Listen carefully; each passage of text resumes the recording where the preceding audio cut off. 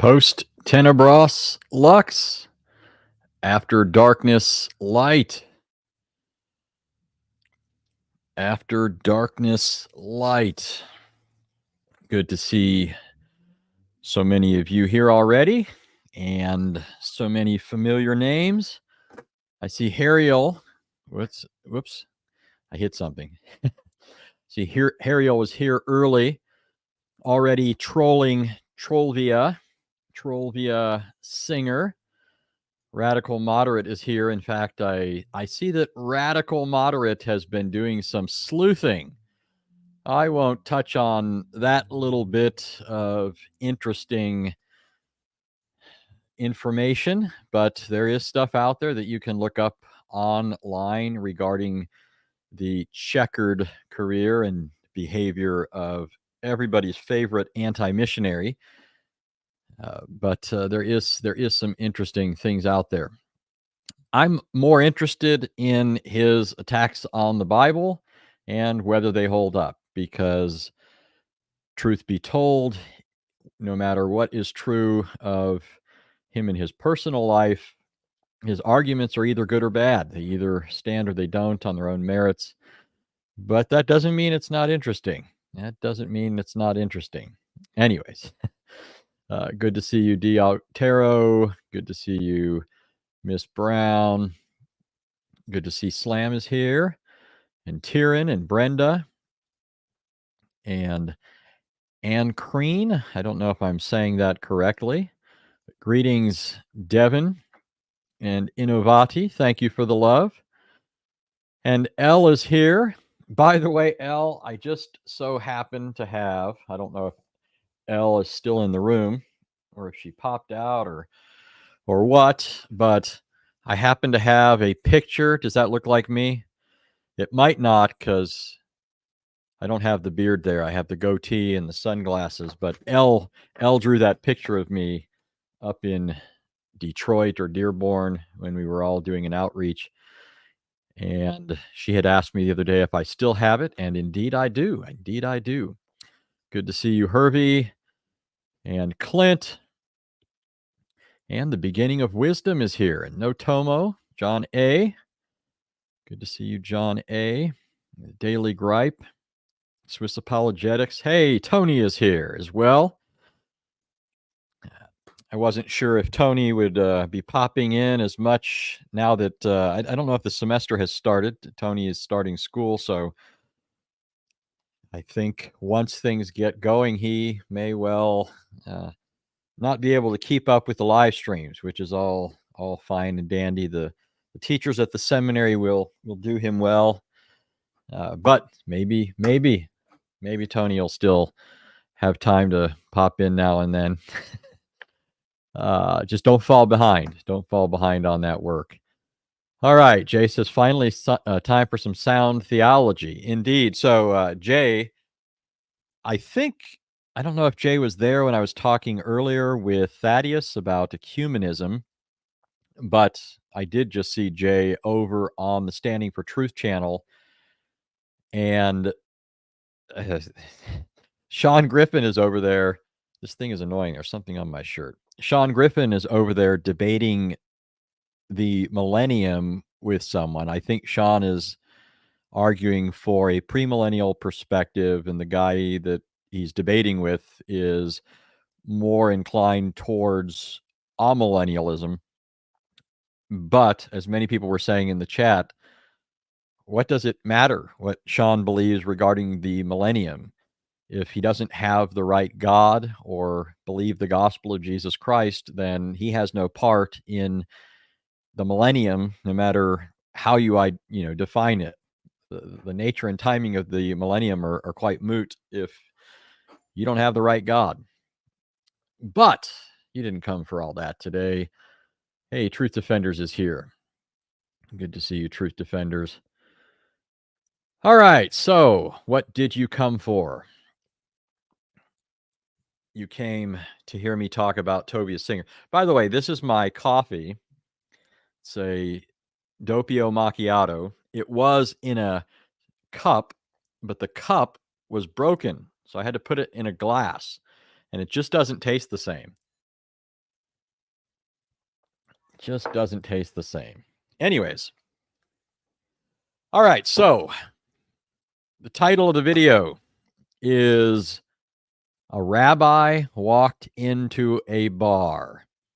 Now, there's a pun at play here. What I'm going to do is talk about Rabbi Tovia Singer's attempt to say that Psalm 212, one of my favorite verses, and I suppose I could say that about many, many, many different passages of the Bible, but anytime I think about it, it's a very vivid statement that communicates to me a great deal. But it's that statement in Psalm 212 where it says, "Kiss the Son, lest he be angry and you perish in the way, for his wrath may soon be kindled." And then, as the great climax to the psalm, it says, "How blessed are all who trust in him." According to Tovia Singer, the statement, "Kiss the Son," is actually a mistranslation. Now, in Hebrew, and here's the pun, in Hebrew, it is nashku bar. Nashku, meaning kiss, it's a command, and bar, the Aramaic term for son. Hence the reason I titled this, "A Rabbi Walks into a Bar." The joke here is altogether on Rabbi Tovia Singer. All right, so Rabbi Tovia Singer has a couple of videos out there. There's two that I think have an explicit reference to Psalm 2 in the title. Either it says Psalm 2 or it has the phrase "kiss the Son." But then there are other videos where he talks about Psalm 2, but that's not necessarily reflected in the title. I mention that because he makes a bunch of different comments across these videos that I'm going to try my best to incorporate into this, even though I've only taken one of the videos that he did and broken it down a little bit. And part of the thing here is I don't want to play too much from Tovia. I have no idea what he might try to do. Everybody knows that in the past he has been quick to employ certain tactics to keep himself from being exposed, including hiding certain debates that took place and things like that. So, anyways, I don't want to play too much from Tovia and increase the risk that he'll try and flag this. But at the same time, this puts you in a bit of a quandary, because how do you know that what I'm saying is actually what Tovia said? You want to represent people accurately, so I want you guys to hear him so that he says this, and that I'm actually responding to his arguments. But let me give you the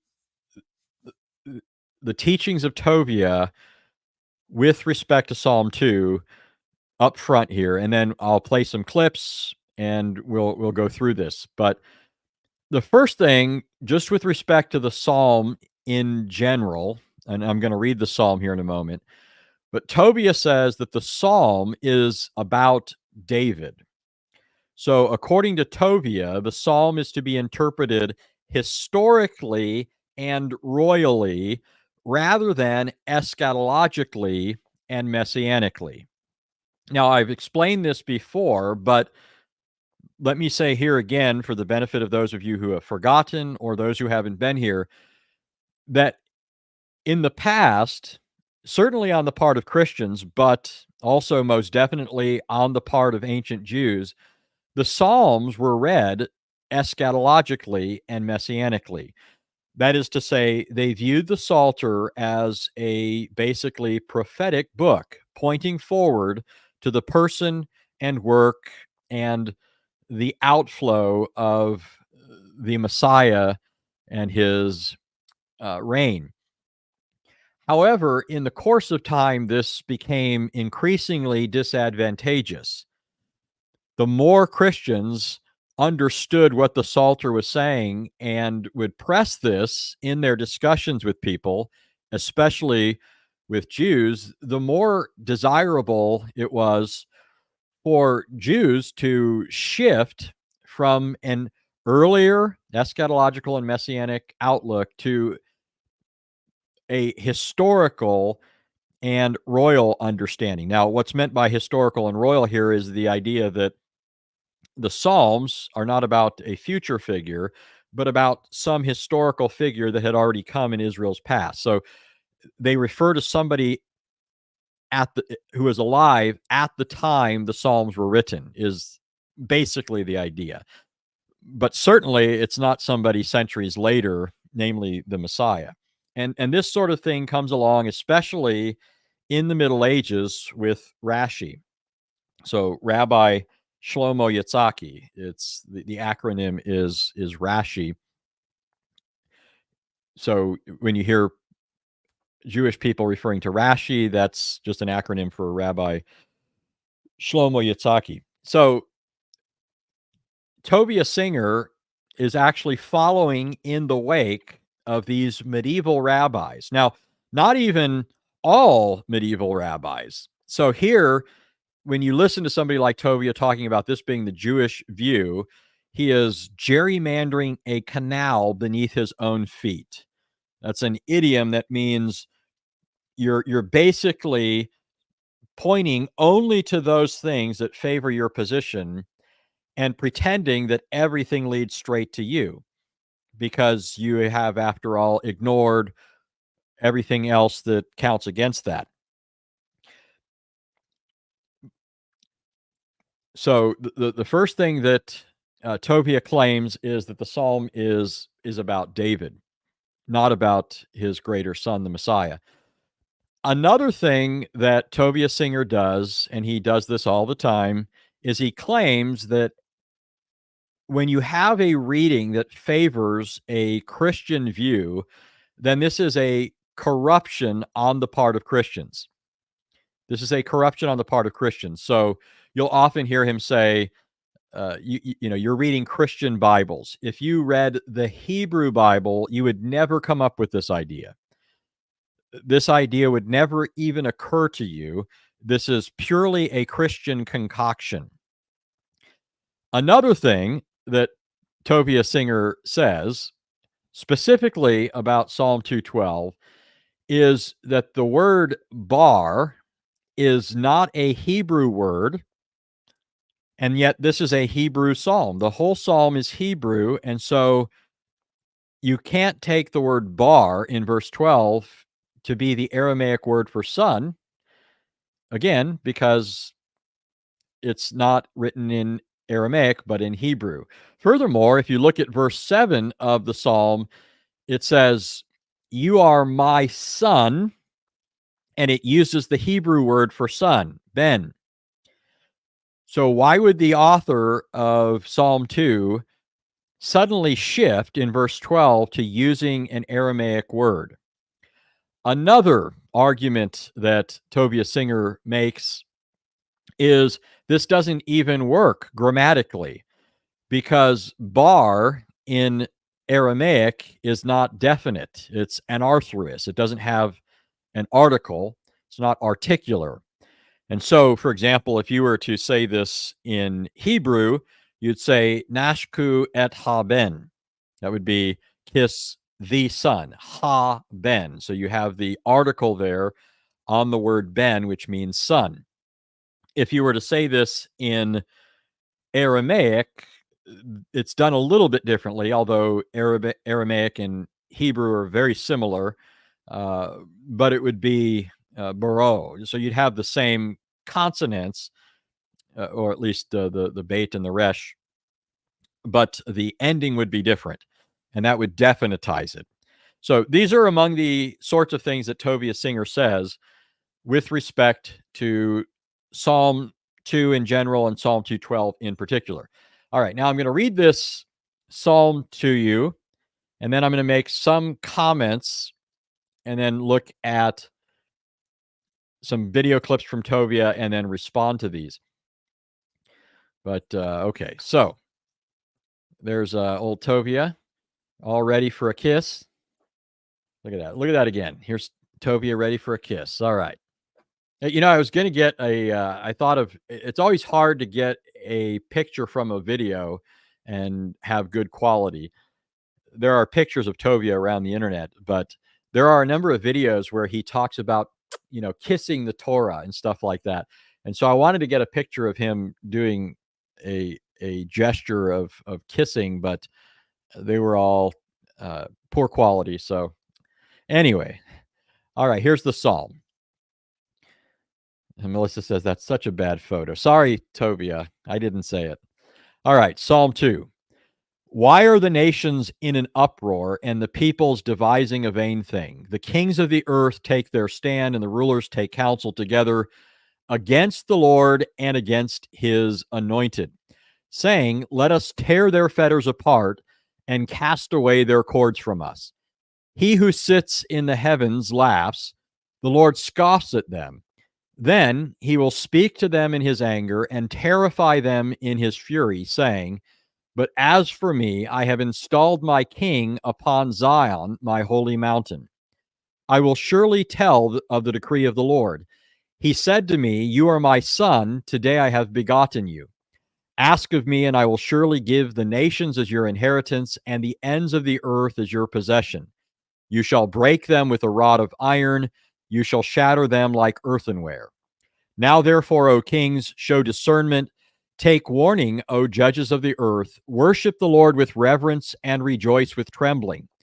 Do homage to the Son, that he not become angry and you perish in the way. For his wrath may soon be kindled. How blessed are all who take refuge in him. And thus ends the reading of God's inspired and life-giving word. All right, so before looking at some of the videos from Tovia and interacting with his objections, I want to make some comments about this psalm. Tovia Singer never actually talks about the canonical context of Psalm 2 or really any of the Psalms. And this to me is quite startling because it shows not only that Tovia is ultimately a product of the departure of medieval rabbis like Rashi, and so not really following the same trajectory of the earlier sages, which is what he wants you to believe, but he's actually doing worse than that and following the approach to the Psalter that, though influenced by Rashi, went well beyond him, the sort of thing that you find in Hermann Gunkel. Hermann Gunkel was an individual who, looking at the Psalms, thought that they were haphazardly organized. That is, while acknowledging the idea that these are part of the Bible, they're inspired scripture, their placement in the Psalter has no rhyme or reason. There is no narrative flow in the Psalter. And I know that might even be surprising to some of you to even think, as I'm suggesting, the opposite, that there is a narrative flow. But this sort of thing is actually the kind of thing that you get with critical scholarship like that of Hermann Gunkel. Hermann Gunkel advocated what is called form criticism, and he believed that what you need to do in order to really profit from the Psalter and understand it is isolate out Psalms according to what he considered to be their central point or genre. And so, on this way of approaching things, some Psalms are going to be lament Psalms. Some Psalms are Psalms of thanksgiving. Some Psalms are imprecatory Psalms, Psalms where the psalmist is calling down curses upon the enemies of God. Some Psalms are wisdom Psalms or Psalms celebrating the Torah, like Psalm 19 or Psalm 119. Some Psalms are royal Psalms, like Psalm 2 or Psalm 110. This was the way that Hermann Gunkel approached the Psalter. Now, it's not that you can't look at the Psalms and see that some of them do have a dominant thing about them that we can't look at a psalm and say that this psalm is characterized by thanksgiving. This psalm is fundamentally a prayer. This psalm is imprecatory. This psalm is royal or messianic or what have you.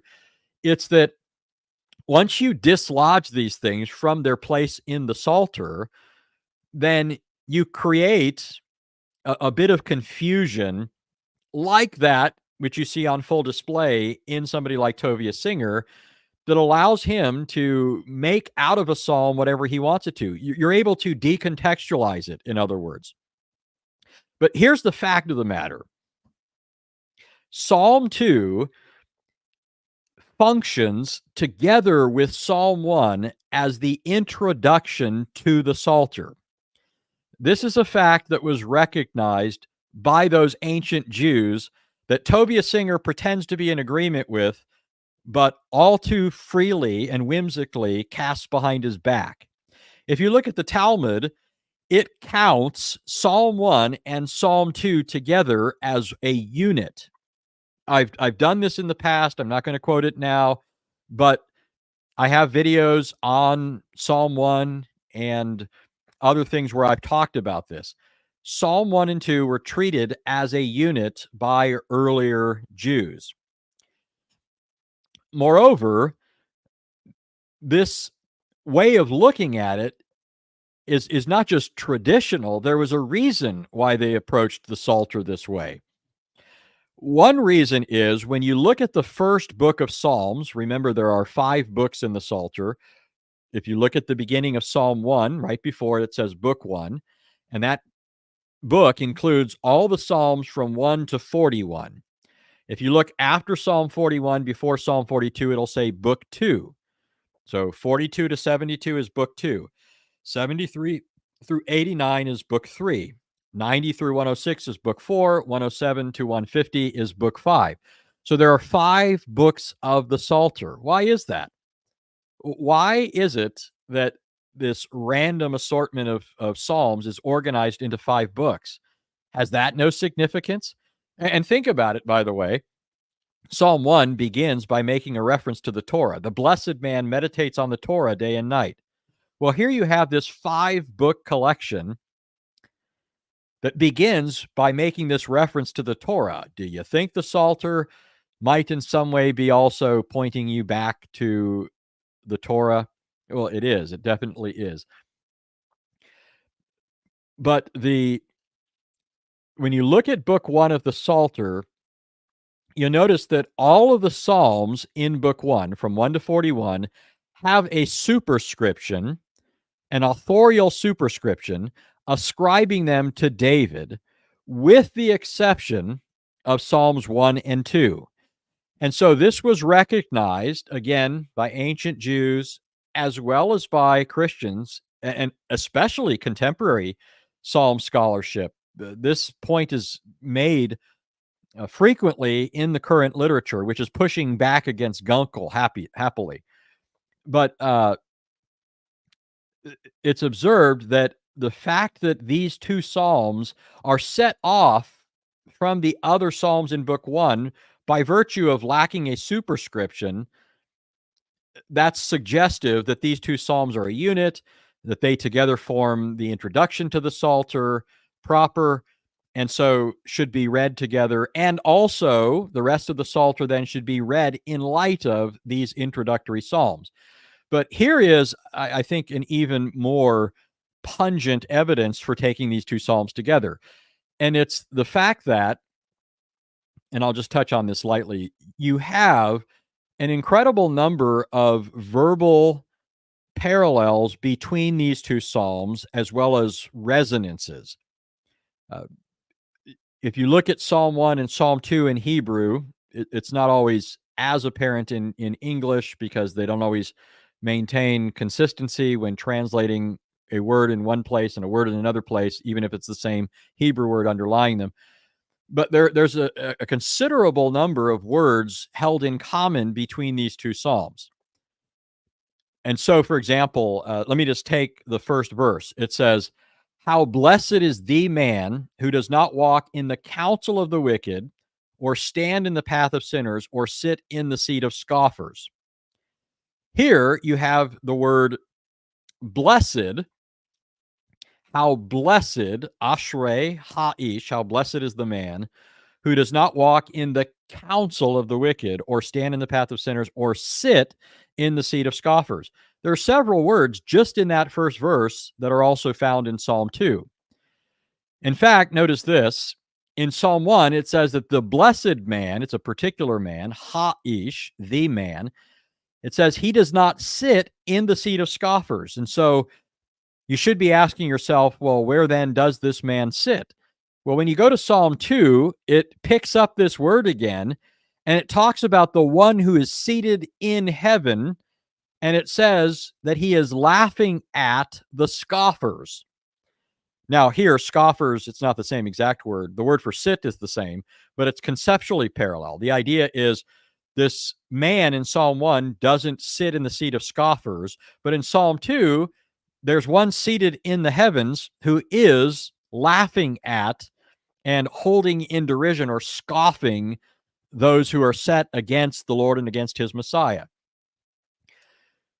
But instead of going through and enumerating just a slew of words that you can see are found in both Psalms,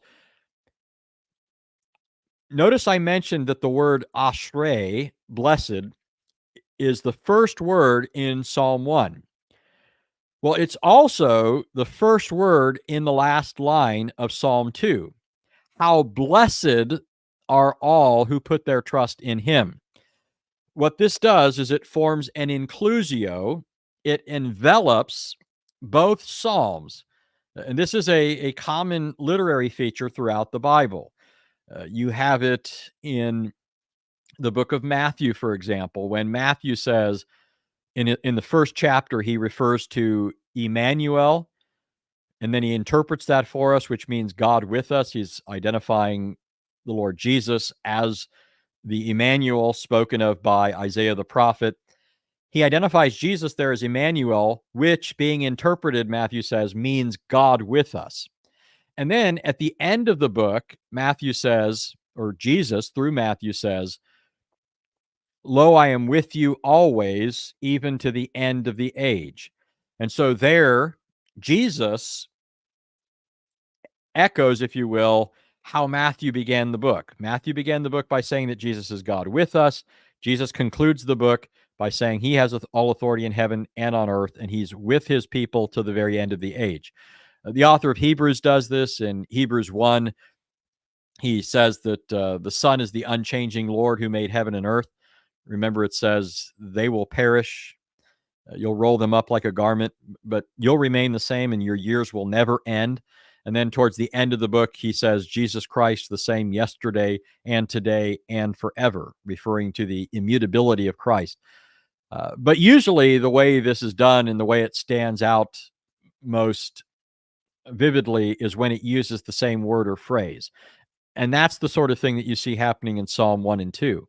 Psalm 1 and 2 begin and end in the same way. And in fact, it's significant because in verse 1 of Psalm 1, it says that that man is blessed, the particular man in view there. But then in Psalm 2, when it says blessed, it's not now an individual merely, but all those who trust in him. In other words, all those who trust in the blessed man. So this is how the Psalter begins. It's talking about a particular figure identified in the first psalm as the blessed man, and in the second psalm as the one in whom our trust is to repose, through whom we too are blessed. This is ultimately the realization of the Abrahamic promise. Remember, God promised to bless the nations through Abraham's seed. This is that seed that was promised to Abraham, in whom all families and nations on earth would be blessed. But it's also evident from these Psalms that the Davidic promise is in view. Because in Psalm 2, which I read a moment ago, the Son is quoted saying in verse 7, I will tell the decree of the Lord. He said to me, you are my son. This day I have begotten you. What is this decree that is being referred to here? What is this decree to which this son is referring to? Well, quite obviously, and I'm not going to spend too much time here trying to argue this because I really want to get to Psalm 212, but it's easily argued that the decree that's in view here is the promise that was made to David in 2 Samuel 7, as well as the parallel account in 1 Chronicles. This is the promise that was made to David, that God would raise up one of his descendants to sit on his throne after him. And it is this promise, then, that David has in view when he utters his psalms. David tells us that explicitly in 2 Samuel 23. In 2 Samuel 23, David tells us that he was raised up concerning the anointed one, the desirable one of the Psalms of Israel. So David tells us that he was raised up by God for this reason, though not only for this reason, but he was raised up by God to proclaim, especially through his Psalms, the coming of the Messiah. So this sets the stage for the entire Psalter. If you miss what's happening in the introduction to the Psalter, then you're bound to stumble all along the way. It's sort of like trying to read the book of Job without the benefit of the first two chapters, right? If you are jumping into the book of Job in chapter 3, you're basically in the same position as Job and his three friends. They were not privy to what we're told in the prologue to the book of Job, found in the first two chapters. There we learn that Satan had called into question the integrity of Job. He called Job's faith into question and said the only reason Job serves God is because God blesses him and has a hedge about him and so forth. But remove the hedge, remove your blessing, and Job will quickly curse you. So that's the claim of Satan, and it's this that eventually results in the rest of what we see in the book of Job. It's the same sort of thing when you look at the Gospel of Mark. The Gospel, not just the Gospel of Mark, but any one of the Gospels, they all have a prologue. But if you miss the prologue of Mark and you jump into the narratives, the narratives explain to us how people are understanding what's being said and done. They're asking the question, right? This is one of the constant refrains in the book of Mark. Who is this man? Where did he get this wisdom? How is it that such words are where did he get these words? How is it he's performing these miracles and so forth? They're constantly asking these questions. But if you're reading Mark's gospel and you've entered through the front door, you've read the prologue, you already know who this man is. Mark says at the beginning of the gospel of Jesus Christ, the Son of God. So he uses an appositional construction there intended to say not just Messiah in any old sense, but Messiah in this sense, Messiah, Son of God. And then he goes on to say, just as it is written in Isaiah the prophet, and then he quotes the prophet saying that the way will be prepared for the Lord by a voice crying out in the wilderness. So Mark has already told you who this figure is. He is the divine Son. All right, so that's what I wanted to say as a bit of a intro to some of this. But let's listen to Tovia. Let's see what Tovia has to say. Now, I like this. It's a good little thing to start off on. It's exactly right. The Hebrew text says, and it's very important you look this up for yourself, there's a lot at stake here, okay? Because if the Hebrew text says, kiss the son, I better find out who that son is and who I'm supposed to be kissing. Amen. If the Hebrew text says kiss the son, then as Tovia said, he better find out who that son is. Now, I still kind of puzzle here over why he's so anxious to do away with the reference to the son in verse 12, given that it is undeniably the case that in the Hebrew text of verse 7, this figure is called the son. I have some suspicions why this is so troubling. Maybe I'll bring them up in a bit, but in any case, he's right. This text, if it says kiss the son, do homage to the son, or worship the son, then it's incumbent upon him. His eternal weal or woe turns upon what he does in response to the son. If this says kiss the son, then he must kiss the son. Otherwise, God's anger, his wrath will rage, will burn against him, and he will perish in the way. That's what Psalm 212 says. All right, well, here's the first charge of Tovia. If you have I imagine, what do you use, like a New International Version or a King James Version? Yeah, that's what I thought.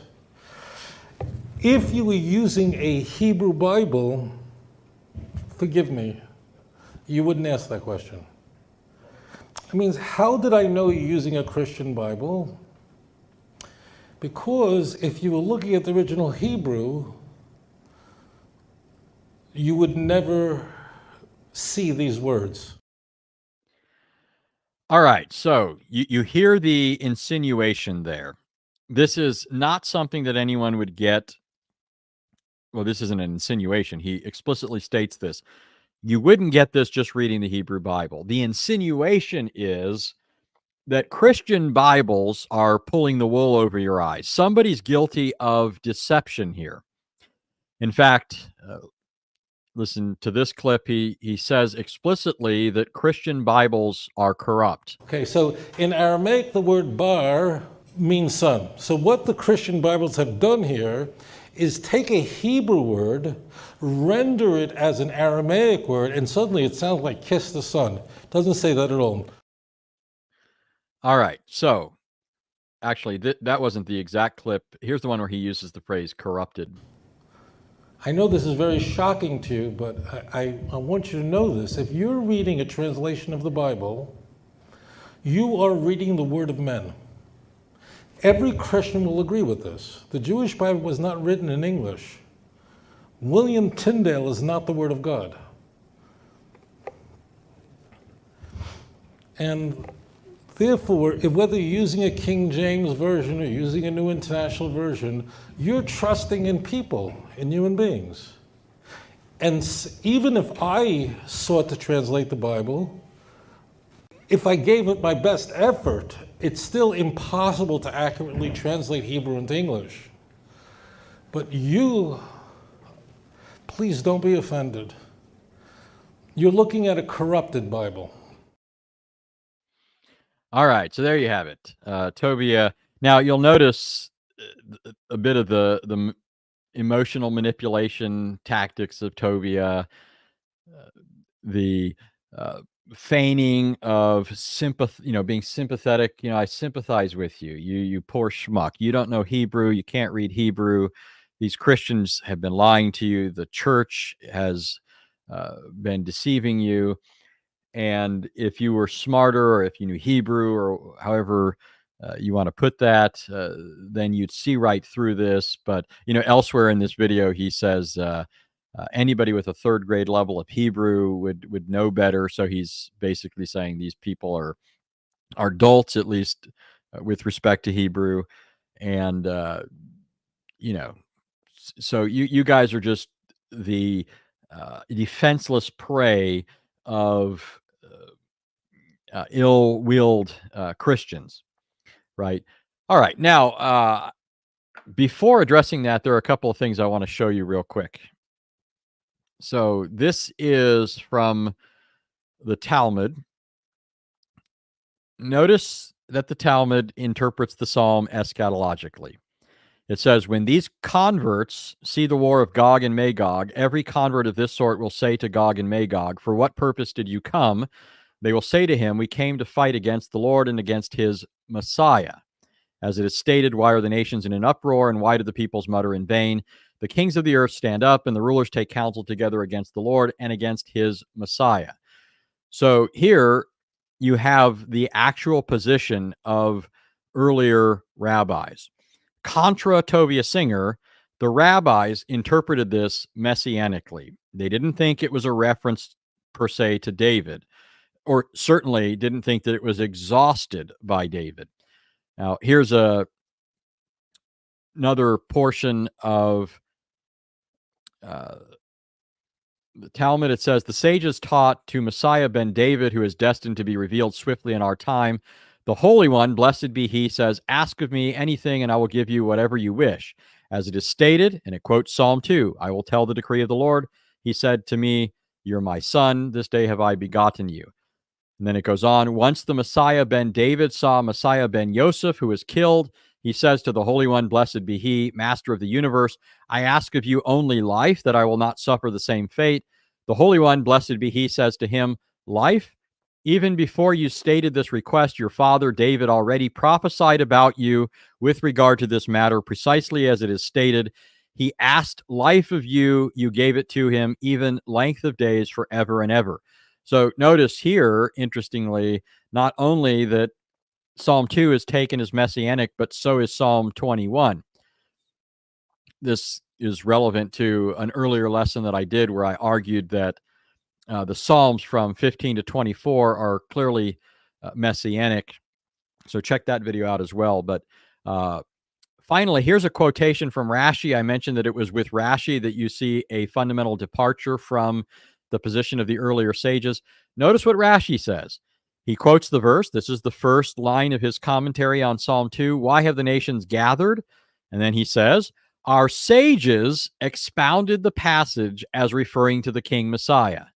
But according to its apparent meaning, it is proper to interpret it as referring to David himself, as the matter is stated. And then he quotes 2 Samuel as alleged proof for this.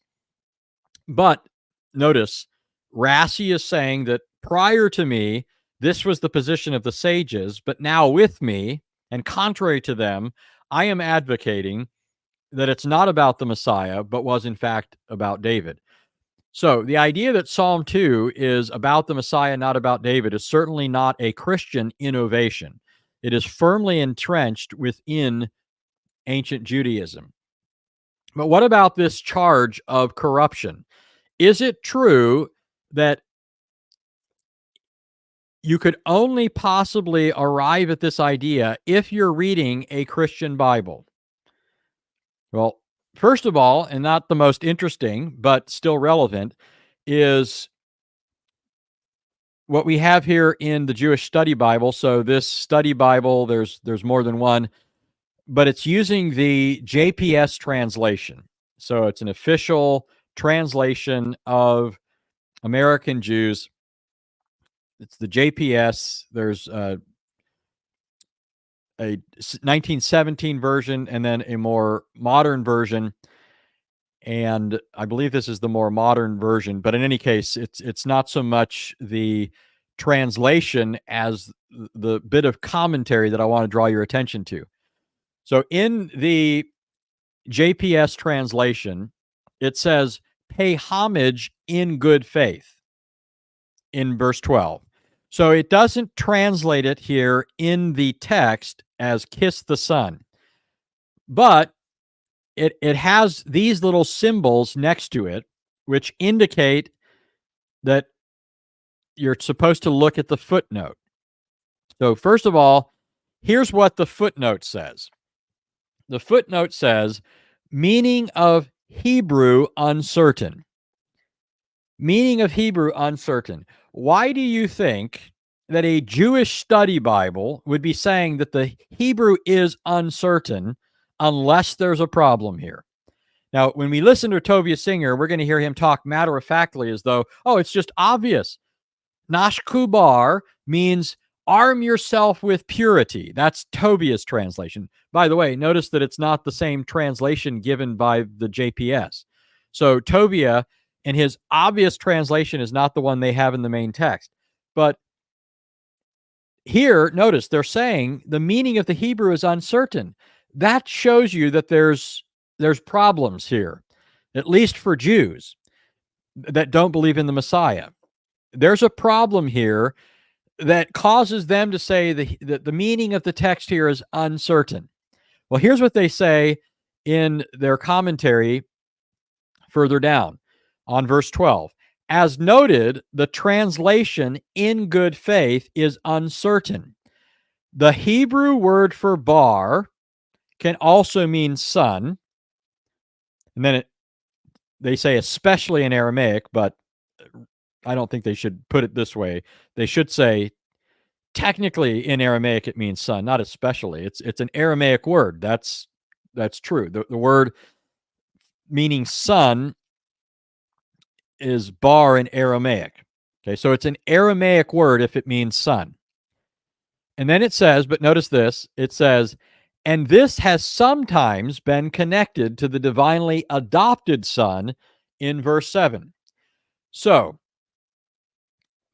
the Jewish Study Bible is saying they're rendering it in good faith, whereas it could be understood as son and has been understood as son by others. So they're already alerting you to the fact that there are other comments about this not attributable to them that say that the word means son here. And they're obviously unconcerned with what Christian opinion is. That they're talking about Jewish perspectives on this. And more interesting is Isaac Leeser. Okay, Isaac Leeser, many of you may not be familiar with him. If you'd like to read something on him, there's a good little biographical write-up in the Jewish Encyclopedia, which is online. But he was a highly significant figure in American Jewry. Isaac Leeser was a towering figure in American Jewry. He was the foremost figure pioneering all sorts of things to which contemporary Jews are indebted. Okay, he was a rabbi. He was as the encyclopedia, the Jewish Encyclopedia says, a rabbi, an author, a translator, editor, publisher, pioneer of the Jewish pulpit in the United States, founder of the Jewish Press of America. On and on the list of his credentials goes. Well, one of the things that Leeser was responsible for was producing the first translation by a Jew for Jews into English. So this precedes the JPS translations of 1917 and the update. Well, here's what Isaac Leeser's translation says. Do homage to the Son. Now, whenever you see this sort of thing, you have to step back now and remember what Tovia said and ask yourself try and put these things together, right? Tovia has said nobody, this doesn't settle the matter. I'm just pointing out that the way that Tovia tries to force the point down people's throats just doesn't fly at all. Tovia says nobody reading this in Hebrew would come away with this way of understanding it. Well, I can assure you that Tovia, in terms of his scholarship, in terms of his stature, in terms of his standing in the Jewish community and so forth, he doesn't hold a candle to Isaac Leeser. You don't have contemporary Jewish rabbis who are Torah scholars. You'll never, I'm telling you as a matter of fact, if you're talking about actual Torah scholars, rabbis who are Torah scholars, not a one of them would be quoting Rabbi Tovia Singer. Not a one of them. He is entirely irrelevant to them. However, Isaac Leeser is somebody that you would hear being quoted. He was a man of great stature. He was no insignificant figure. This is how he translated it. Certainly, he knew Hebrew. Now, I don't deny that Tovia knows Hebrew, although sometimes he says stuff that I think, gosh, either he's just prevaricating here or he doesn't know Hebrew as well as he lets on. Okay, again, I think he knows Hebrew. I think the truth of the matter is that he's engaging in a bit of subterfuge. It may well be that he's not as familiar with biblical Hebrew and so stumbles a bit, but whatever the case, Isaac Leeser is hands down somebody who is conversant in Hebrew, and he understood the reference to bar in Hebrews, or excuse me, Psalm 2 to be a reference to the sun.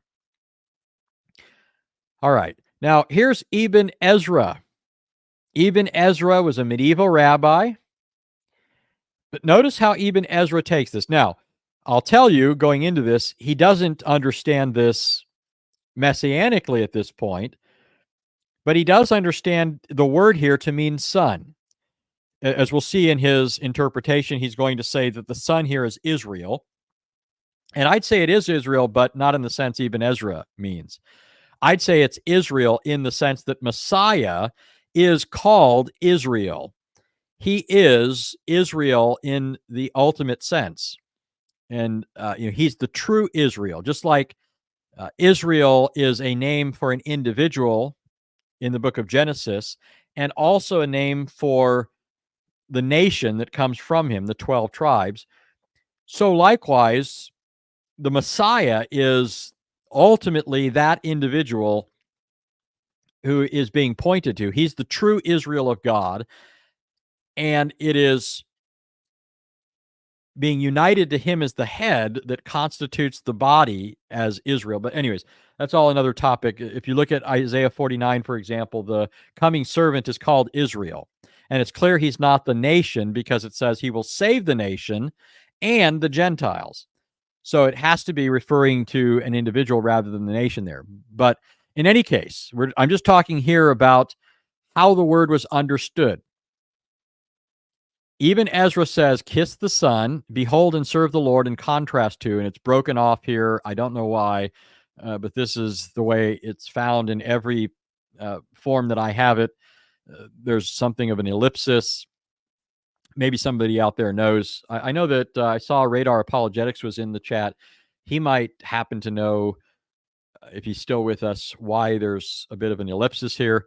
But in any case, he goes on to say, kiss the sun against his anointed, and behold the interpretation. So my best understanding of what looks clumsy and awkward right here is what he's saying is, if you look at the beginning of the psalm, it talks about the nations being opposed to the Lord and his Messiah.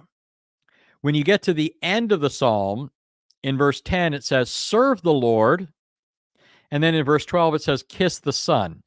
And so what Ibn Ezra is saying is, this is the resolution to the problem that starts the psalm.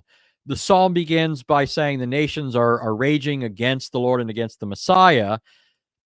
And now the proper response to this is to kiss the Son, right? No longer to be against the Son, but to kiss the Son, just like it resolves their opposition to the Lord by saying, serve the Lord. In any case, he goes on to say, behold the interpretation. He then quotes, and I'll explain to you why this is particularly relevant in a bit, but he goes on to quote Proverbs 31, where it says, what, O my son, and what, O son of my womb? And it is also written, you are my son. So notice, he's commenting on Psalm 212.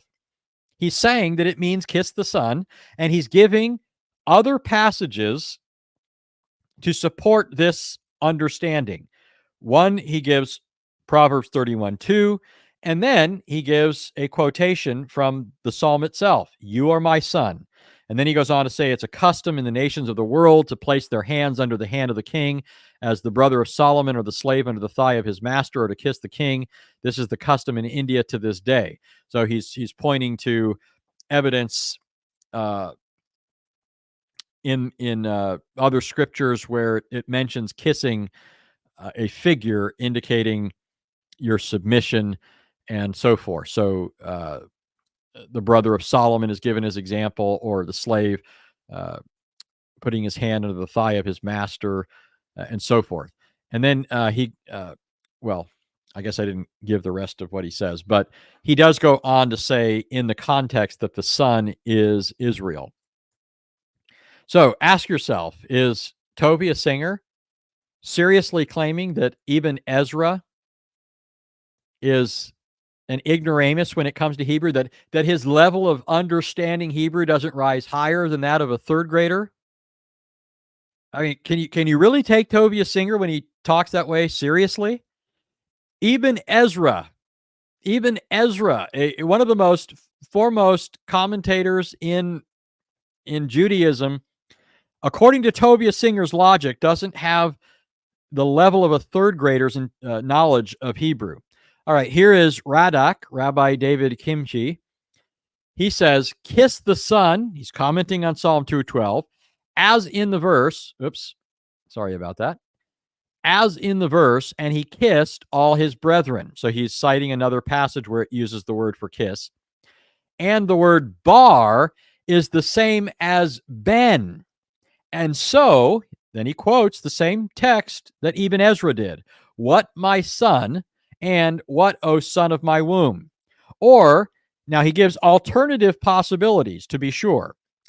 Or it may be interpreted by the pure of heart.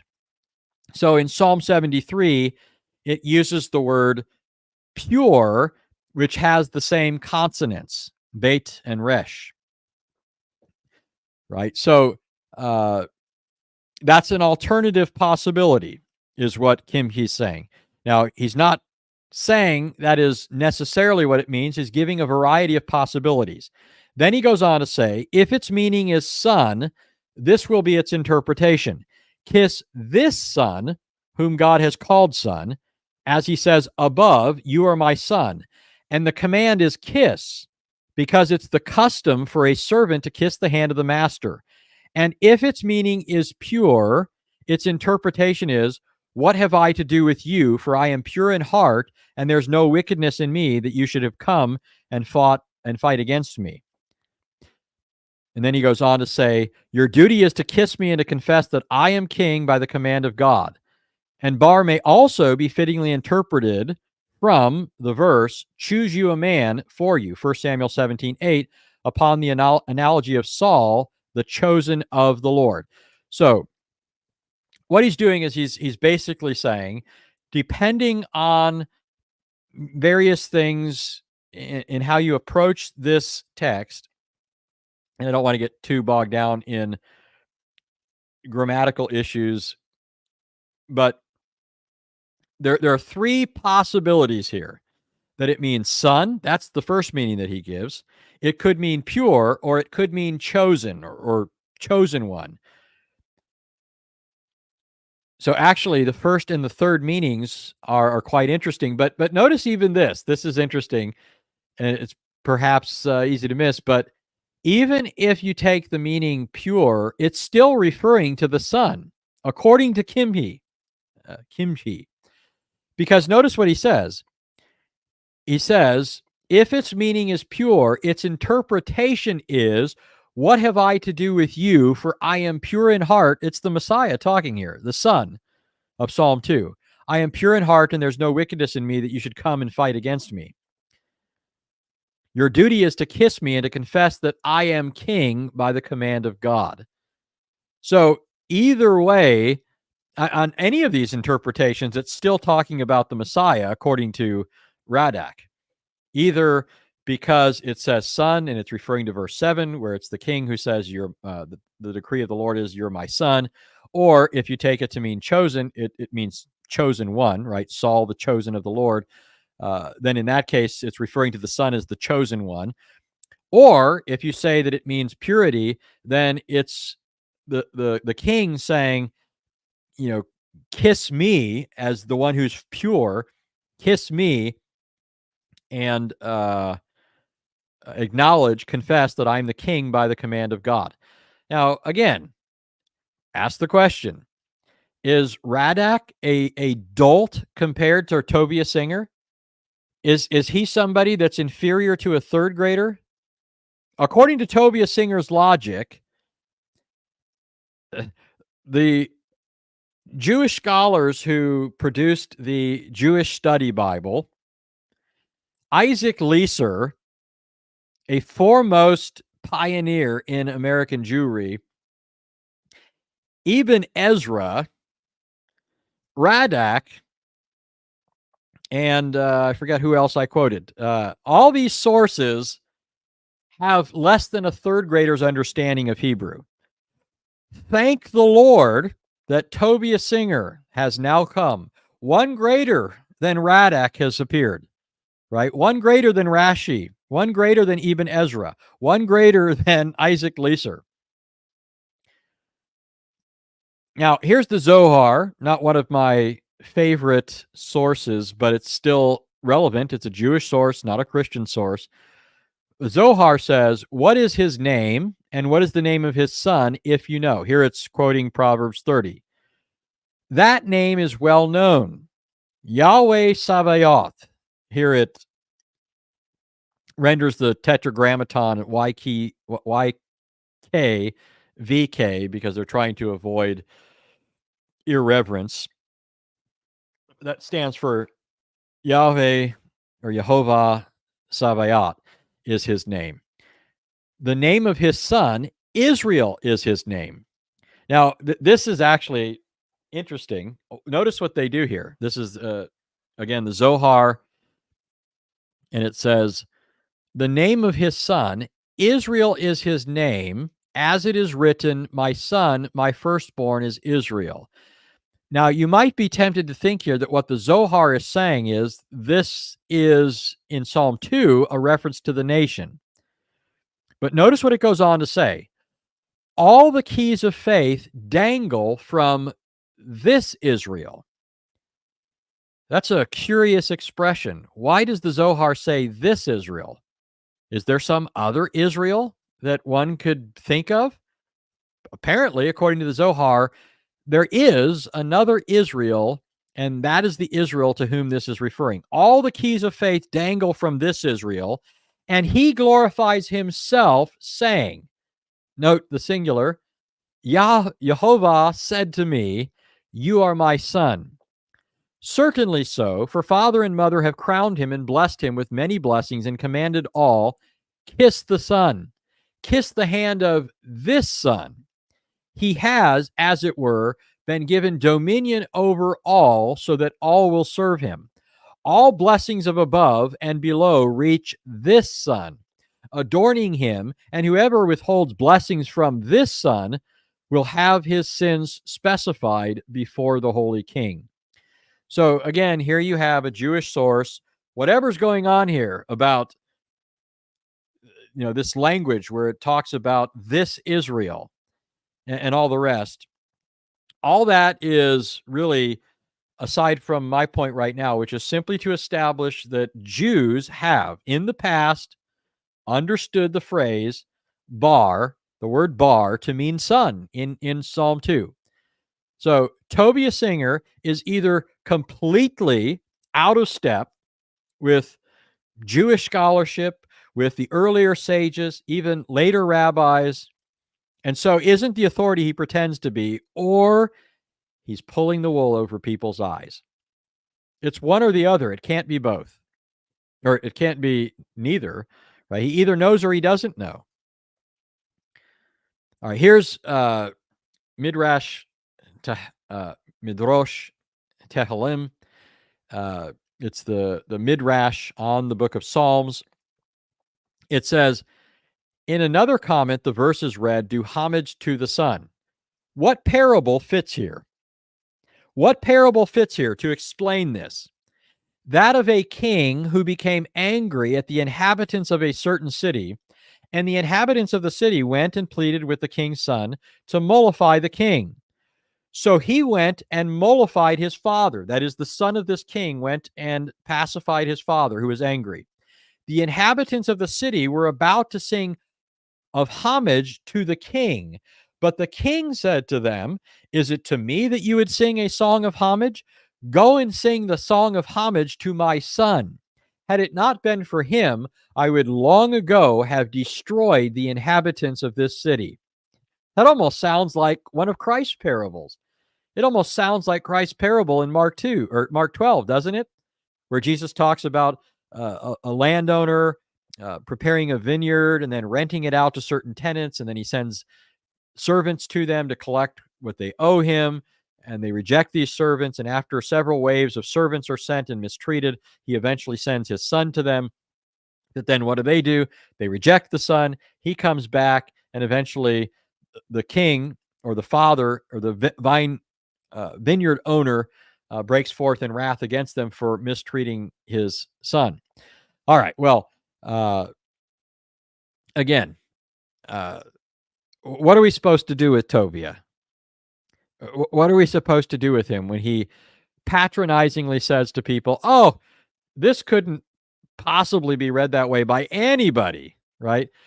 Here is another statement from the Talmud, and I actually particularly like this one.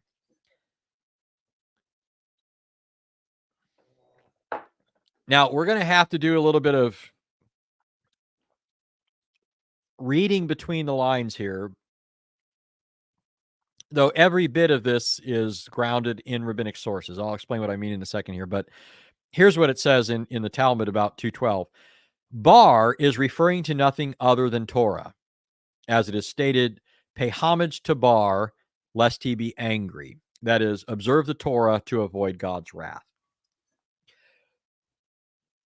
What the rabbis are saying here at this point in the Talmud, and I'm going to stop sharing that for a moment, and then I'll take a break before coming back to Tovia and look at some of your questions. But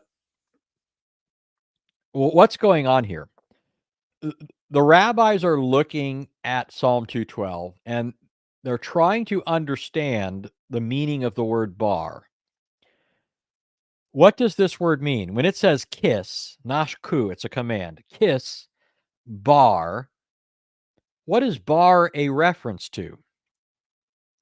Well, if you remember back to the video I did, actually several different videos are possibly relevant here, but I did a video on Genesis 1:1 and Proverbs 8 functioning as an intertext. I pointed out how wisdom in Proverbs 8 was read intertextually with Genesis 1 by ancient Jews. This is what was going on in the Targums, for example. When the Targums read Genesis 1:1, where it says Barashit, in the beginning, Barashit bara Elohim, in the beginning God created, they read this in light of Proverbs 8, where divine wisdom speaks and speaks of being with God in the beginning and at his side as a master craftsman. In fact, in Proverbs 8, wisdom is called the beginning, not in the sense that wisdom had a beginning, but in the sense that wisdom is the beginning. All creation takes place in and by means of wisdom.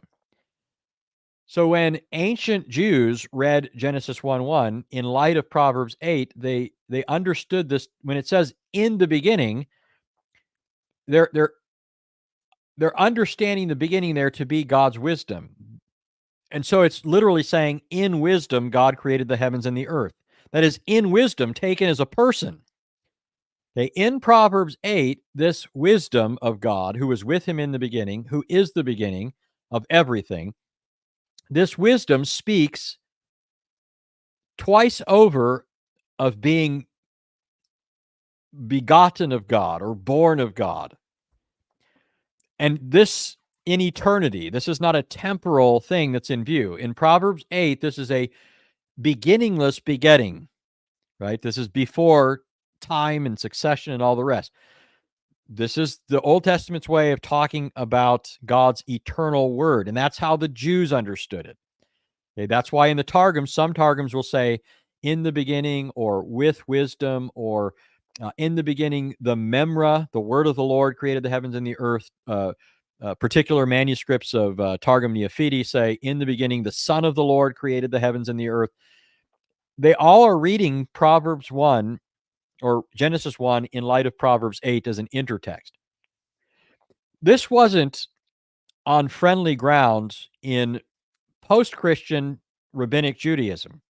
And so what you begin to see more and more, not that there were not any elements of this prior to the Talmudic period, but increasingly after the time of Christ, another view becomes more dominant. Another view becomes more dominant, which is that wisdom, instead of being viewed as a hypostasis, a person, a subsistent person along with the Father, is really just a way of talking about the Torah. So it's the Torah that talks about being begotten. And so when you look at Sanhedrin 92a, when it says that bar in Psalm 2 refers to the Torah, the underlying rationale here that's not explained, you have to understand, and this is true in a lot of the Talmudic statements, you have to know much more about what it doesn't always explain the reasoning in the same spot. You have to be familiar with things maybe scattered far and wide from that particular statement.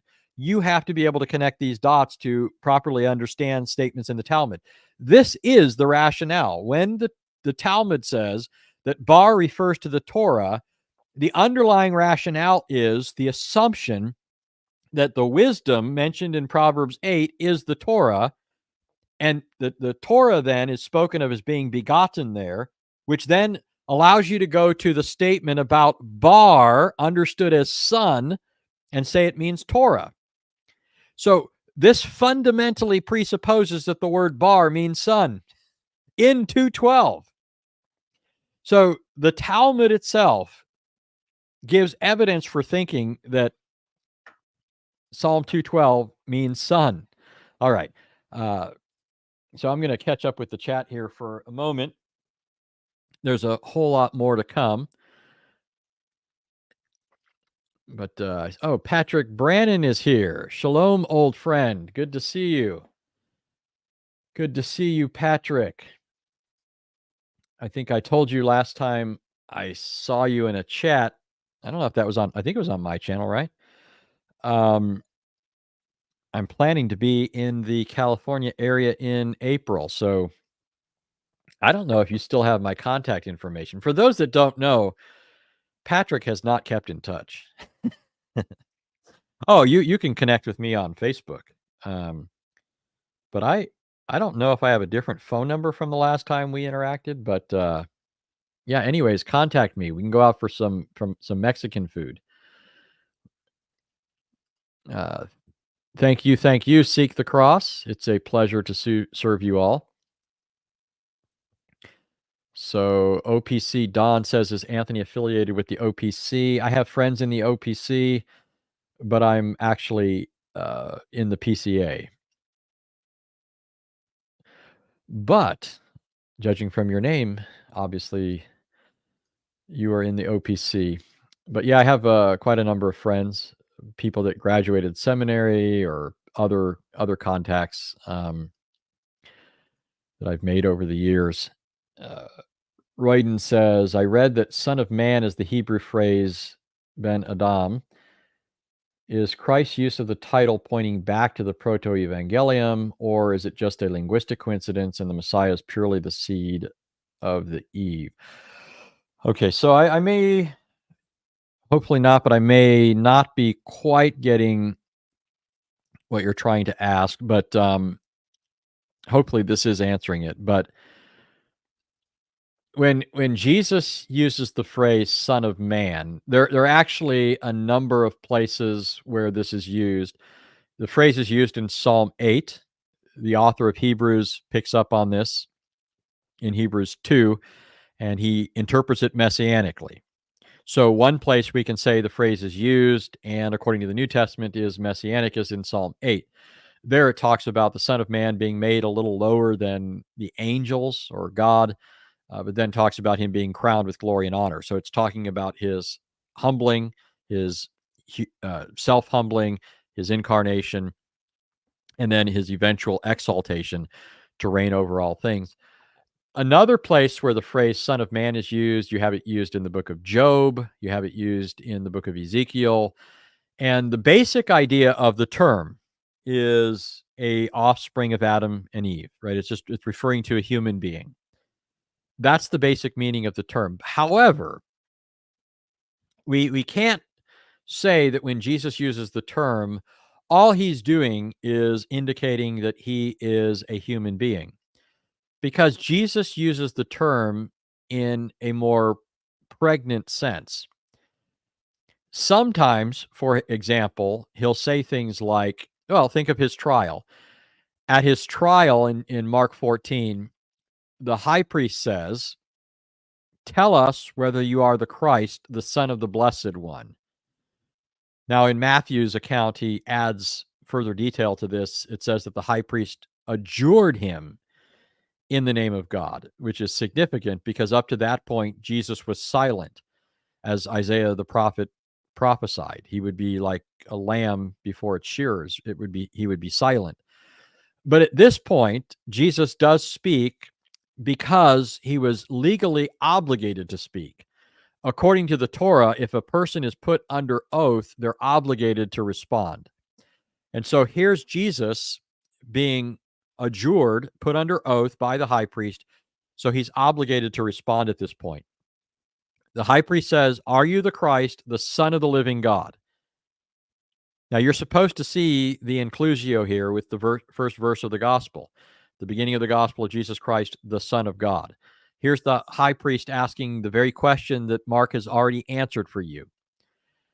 The high priest is not asking, "Are you Messiah in the various other senses that are understood out there, Messiah as merely a son of David, or Messiah as a priest," or he's asking, "Are you the Messiah in that sense that some Jews believe, because there were different conceptions of the Messiah? Are you the Messiah in that sense? Are you claiming to be not only a descendant of David and a priest and all that, but from heaven? Are you claiming to be a divine person?" And then Jesus responds by saying, "I am, and you will see the Son of Man seated at the right hand of power and coming on the clouds of heaven." And then we're told that the high priest tears his garments and says, "What further need do we have of witnesses? You've heard the blasphemy yourselves." This shows you that Jesus is identifying himself as a divine person, not merely as a Messiah ben David or Messiah ben Aaron or Messiah ben Yosef. He's claiming to be Messiah in the ultimate sense because, now understand, in the literature, I mean, you can understand references to the heavenly Messiah in a way that is consistent with other ways of talking about Messiah, like Messiah ben David or Messiah ben Joseph. But there were Jews who thought he would merely be a descendant of David or merely a descendant of Joseph. And then there were Jews who thought he would be that, but more. Okay, so this is the sense in which the high priest is asking. If he was merely claiming to be a descendant of David and the Messiah in that sense, it wouldn't have been a blasphemy charge.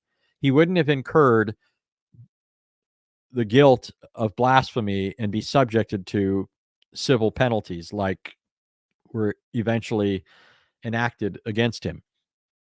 But here's how Jesus answers the question. He doesn't just say, "I am," categorically answering the question. He says, "I am, and you will see the Son of Man seated at the right hand of power and coming on the clouds of heaven." Here, Jesus echoes two Old Testament passages.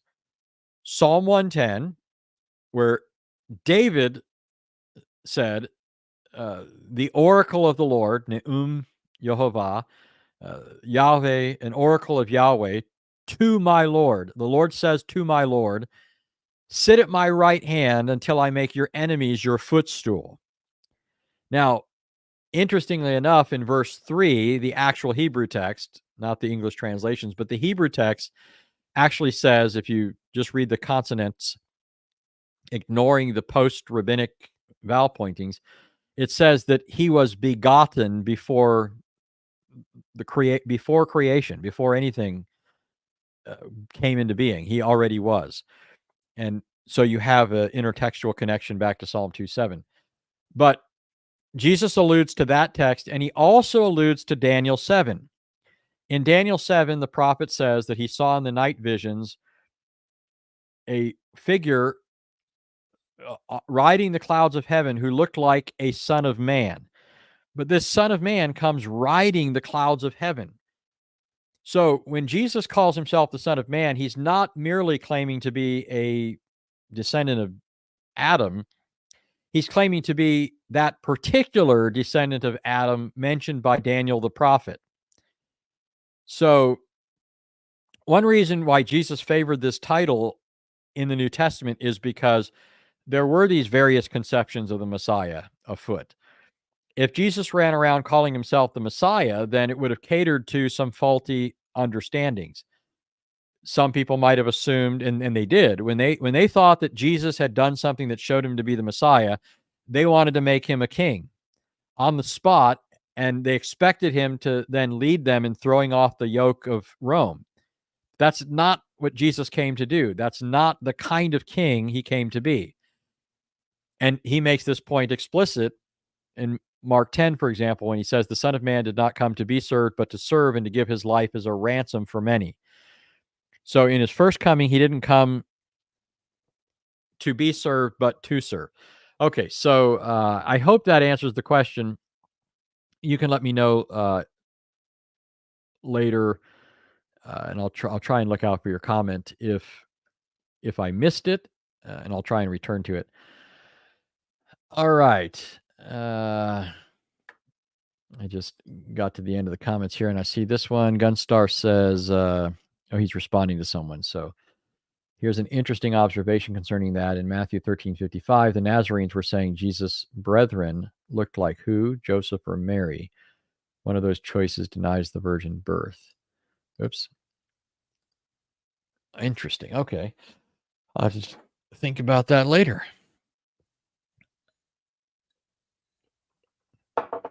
All right, so let's go back to this. Let me see. Okay, so the next thing I want to do is let you hear Tovia Singer's claim why this is one of his first arguments about why the word bar shouldn't be understood as an Aramaic word in this otherwise Hebrew psalm.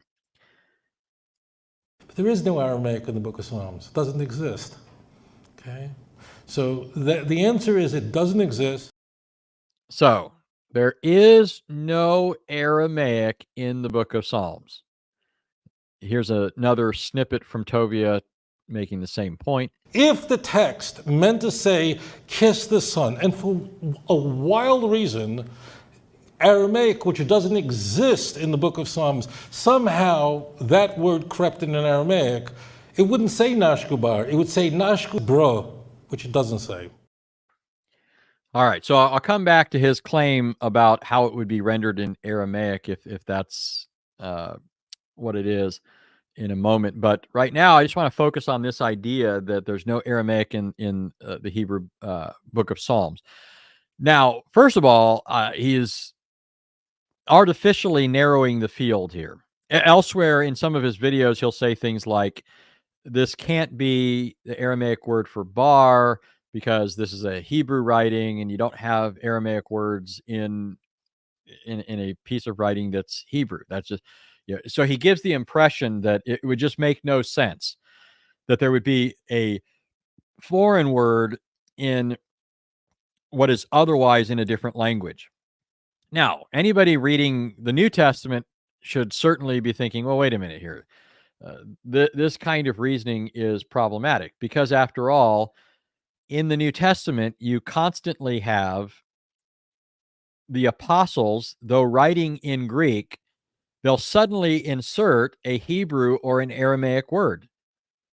The word Abba for father, which is used in places like Galatians 4.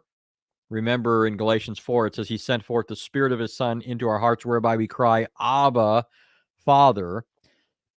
Paul is writing in Greek, and he suddenly uses an Aramaic word for father because it would be a well-known word. Even, and this is pretty interesting, but even to these Christians, he's writing to the Galatians, and they would be predominantly Gentiles.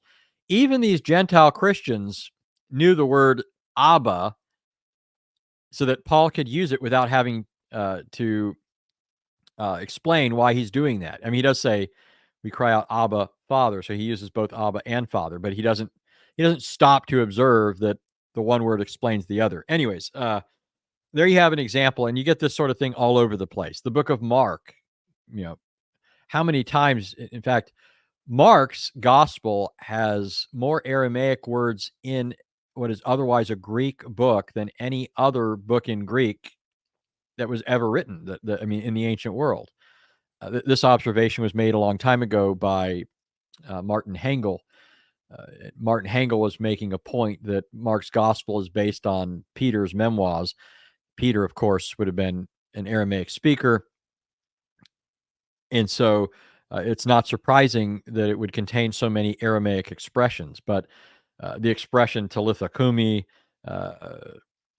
the statement of Christ at the cross, Eloi, Eloi, lama sabachthani, that's Aramaic. There are numerous Aramaic expressions in the book of Mark, which is otherwise a Greek document. All right. But obviously, Tovia doesn't really care about the New Testament. He'd just wave that away, just like he apparently does his own rabbis, his own precursors. But what do we say about this idea? Well, I'm going to come to the book of Psalms in a moment. I know that the clips I just played, he specifies the book of Psalms, but I just want you to see that you even have this sort of thing happening in the Hebrew Bible, in texts that are otherwise written in Hebrew. This is Jeremiah 10, and I'm going to actually read several verses before I get to the critical verse, because I want you to notice a couple things along the way. But it says, "Hear the word which the Lord speaks to you, O house of Israel. Thus says the Lord, do not learn the way of the nations." Okay, notice that it says here, the nations, the way of the nations. Derech hagoyim, the way of the nations. Now, the reason this should be arresting to you is because these terms are the same terms used back in Psalm 2. Okay, this is Hebrew. I'm not saying it's not. This is Hebrew. Follow along with me, though. It's using terms that you find back in Psalm 2. The word derech, way, actually, it's Psalm 1 and 2. Psalm 1:6 says, the way of the wicked will perish. The way of the wicked will perish. Derech. And then in Psalm 2, it refers, when it says, why do the nations rage? It's lama ragshu goyim. Goyim. Here it's ha-goyim. It has the definite article. So these are terms that are in common between Jeremiah 10 and Psalm 2. So this is a Hebrew chapter in a Hebrew book. He goes on to say, do not be terrified by the signs of the heavens, although the nations are terrified by them. Once again, he uses the word goyim to refer to the nations, term used in Psalm 2. For the customs of the peoples are delusions, because it is wood cut from the forest, the work of the hands of a craftsman with a cutting tool. They decorate it with silver and with gold. They fasten it with nails and with hammers so that it will not totter. Like a scarecrow in a cucumber field are they, and they cannot speak. They must be carried because they cannot walk. Do not fear them, for they can do no harm, nor can they do any good. So Jeremiah the prophet, in the name of God, is addressing the people, telling them not to be afraid of the nations, not to be afraid of the goyim. Their gods are not gods at all. Somebody can clip this, by the way, and send it to Sean Griffin so that he doesn't quickly forget that hard lesson he learned the other day. The gods of the nations are not gods at all, Jehovah is saying. And he's telling his people this in the face of the contrary claim on the part of the nations. He goes on to say, there's none like you, O Lord. You are great, and great is your name and might. Who would not fear you, O King of the nations? Once again, it says, Hagoyim. Indeed, it is your due, for among all the wise men of the nations, Hagoyim, and in all their kingdoms, there's none like you. So there's an emphasis here on the nations in contrast to the people of God, Israel. Okay? Israel is being addressed, and they're being told something about the nations. Okay? Their God is not like our God. So worship the Lord, don't worship their idols, don't fear them or their gods. Okay, and all their kingdoms, there's none like you, but they are altogether stupid and foolish. In their discipline of delusion, their idol is wood. Notice also, by the way, that Jeremiah apparently doesn't think it's wrong on occasion to mock unbelievers. They are altogether stupid and foolish, he says, and he calls them deluded. Beaten silver is brought from Tarshish, and gold from Uphaz, the work of a craftsman and of the hands of a goldsmith. Violet and purple are their clothing. They are all the work of skilled men. But the Lord is the true God. He is the living God and the everlasting King. At his wrath, the earth quakes, and the nations, Goyim, now it's nations without the definite article, but it's still definite, and the nations cannot endure his indignation. Now, here we come to the reason why I'm quoting this chapter. Everything I've just read is in Hebrew. Now, notice what it says in verse 11. Thus you shall say to them. If you're following the context, the them that you're to say this to, this is Jeremiah telling the people what they're to say. The them that they're to say this to is the nations. Okay, them refers to the nations. Okay, this is what you are to say to them, to the nations. The gods that did not make the heavens and the earth will perish from the earth and from under the heavens. So, in the 10 verses prior to this, Jeremiah is talking to the Jews. And now in verse 11, he's still talking to them, but telling them what to say to the nations. Here's why this is interesting. Because suddenly, in verse 11, when the prophet tells them what to say to the nations, he switches from talking in Hebrew to talking in Aramaic. Why? Because now he's telling them what to say to the nations. What he's saying here has particular relevance to them. Israel already knows, should know, that Yahweh is the true God. It's the nations here that need to be told this, and it's God's people that need to tell them. And so he switches from using Hebrew to using Aramaic. Now, if we used Tovia Singer's rationale that the rest of the book of Jeremiah doesn't use Aramaic, it's all written in Hebrew, then this can't be Aramaic. But it is Aramaic, and nobody would say otherwise. So the underlying argumentation being employed by Tovia Singer when it comes to the Psalter is just wrong. It's bogus. Even if it were the case that there is no other Aramaic in the book of Psalms or in Psalm 2, it wouldn't follow that it's not at that point using an Aramaic word. All right, but here's where it gets even worse for Tovia Singer. Or this is just, I'll say, the beginning of sorrows. And I could give multiple examples. I'm not going to. This is sufficient. This one and the next one that I'm going to give. Here you have, at the very least, an Aramaism. When Psalm 2:1 says, why are the nations in an uproar? Lama ragshu goyim. So the particular form is ragshu, and it's from the word ragash. This word, this verb, doesn't appear anywhere else in the Hebrew Bible. But guess where it does appear? It appears 3 times in the book of Daniel, chapter 6, which, that central section of the book of Daniel, starting from around chapter 2 up through chapter 7, is written in Aramaic. Why would it be written in Aramaic? Because Daniel has been exiled along with the people of God into the land of Babylon, and so he's speaking in Aramaic. This, by the way, already tells you something of the reason why Psalm 2 might just switch at that point where I'm saying it does switch and uses an Aramaic word, because it's addressing the nations. I'll come back to that. But this term, here's a quotation from Robert Cole. He says, the first verb of this psalm, they rebel, ragshu, literally they conspire, is never found in verb form again except in the Aramaic of Daniel 6. There, the Aramaic is used in order to resonate consonantally with the term the wicked.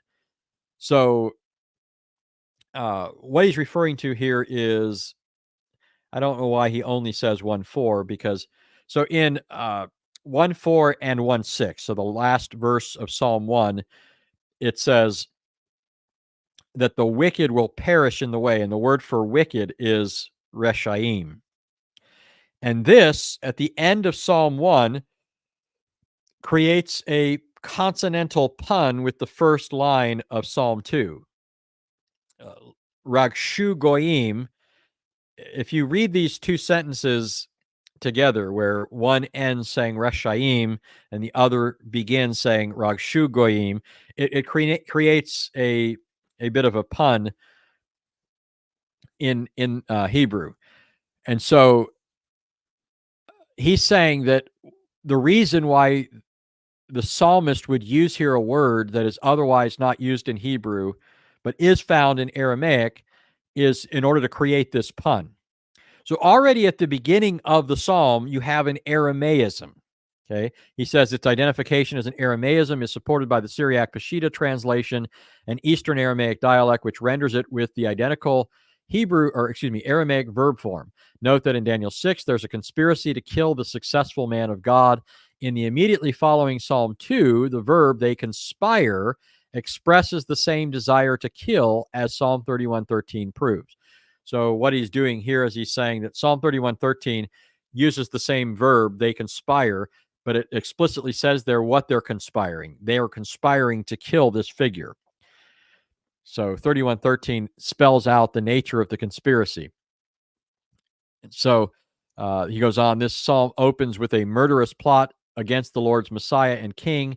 Given his divine status and essence, it constitutes a scheme against the Lord himself. Okay, so at the very least, Psalm 2 contains an Aramaism, a word that never occurs elsewhere in this form in Hebrew, but is found in the Aramaic portion of the book of Daniel. But this is even worse. In verse 9, it says, you shall break them with a rod of iron. So the reason I have all those words in red is because all those words are basically, in Hebrew, you have more going on than in, we need 4 words in English to say what's being said here in the Hebrew. You shall break them is the meaning of the Hebrew there. The root word that this is a form of is ra'ah. Okay. Here is the commentary of E.W. Hengstenberg. He was a great commentator of the past, has a lot of good commentaries, as well as Messianic material. He has a 3-volume work on the Christology of the Old Testament, which discusses a lot of Messianic prophecy. But here's what he says in his commentary. He says, the Septuagint, or the LXX, render the first clause, thou wilt feed them with an iron scepter, deriving the verb from ra'ah, to feed. So what he's saying is the Septuagint translators looking at this, they decided to go in this direction. And he's going to ultimately say they're wrong, and we'll get to that. But they understood that the word was derived from this word in Hebrew, which means to feed.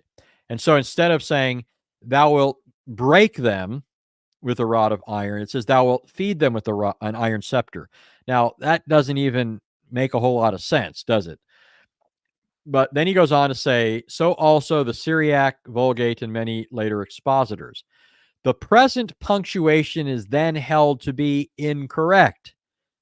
So, in other words, this would mean if these versions are correct, then the Masoretic vowel pointings are wrong. Now, that's not impossible. There are times when the Masoretes pointed things wrongly. It was the consonantal text that was written by the prophets. The vowel pointings are post-Christian rabbinic additions. Now, I think they're largely correct, but they're not infallible. They sometimes made mistakes. And so it's the case that when some ancient people looked at this, they thought that it meant feed instead of break. But here's what Hengstenberg goes on to say, but the parallelism requires that the form should be derived from ra'ah, to break or shiver, as is done by the Chaldaic. Now, in case you don't know, this is just another way of saying as is done in Aramaic. What he's saying is the reason that they stumbled here and didn't quite get it is because it's ultimately an Aramaic word. And in Hebrew poetry, often disambiguates otherwise ambiguous expressions. You can have a statement that's made and is obscure, but it's disambiguated in a succeeding sentence. And that's what's going on here. The parallelism dictates that this means break. You shall break them with a rod of iron. But now notice this. He says, at the same time, we may perhaps suppose with Steyer that the word carries a sort of ironical allusion to feed, which is so frequently used. Compare 2 Samuel 7:7, Psalm, 81, and Micah 7. Okay, so let me explain why I think this is spot on here. When Tovia said something earlier, he's saying something that's true in a sense, but he's also ignoring it at the same time and hoping nobody calls him out on it. He said earlier that the word of God was written in the Old Testament in Hebrew and Aramaic. And it's impossible to translate this. Now, if he said it's impossible to exhaust all that's there in the Hebrew text in another language, that's true. It's false to say that it can't be translated. But it is true if all you're saying is that some things are going to remain in the Hebrew text and you can't carry over everything into the English. And that's because if you have a pun in one language, it's virtually impossible to create that pun in another language, right? Every language allows for its own puns. I could make a pun off the word table. I can't think of an example right now, but right, I could make a pun because the word table can be used in more than one ways in English, more than one way in English. The word table can refer to a mathematical table. Table could refer to something you eat food on. You can say, let's table that discussion until later. And what you mean is let's put that off for now. So you can use the word table in various ways. That doesn't necessarily work in another language because the word for table in that language won't necessarily mean all those different things, right? The word table in one language may be, the word for table that you eat at might be different than the word for a mathematical table or a periodic table or something like that. So you can't carry that sort of thing over. And so it's often the case that when translators look at something, they have to decide which one of these parts of the pun do we want to carry over. And I suspect that's what the Septuagint translators are doing. They can't, in this translation, at one and the same time render it both ways. They have to choose, and that's what they do. And they choose to render it as feed because of the pun. However, what is interesting is the Aramaic Targums often do what you don't otherwise do in translations. That people often mistake the Targums as a paraphrase, because what the Targums are often doing looks like they're amplifying. But more often than not, they're not amplifying. They're giving a double translation where they think the word is intended in more than one way. So if you have, for example, in Genesis 3:15, it says, "I'll put enmity between you and the woman, and between your seed and hers. He will crush your head, and you will bruise his heel." So in the Targum, and there's different Targums here, but in the various Targums, you get all of this between them. They'll express the fact that this coming seed will crush the head of the serpent and his heel will be wounded. But it's also the case that the word for head is the word for beginning.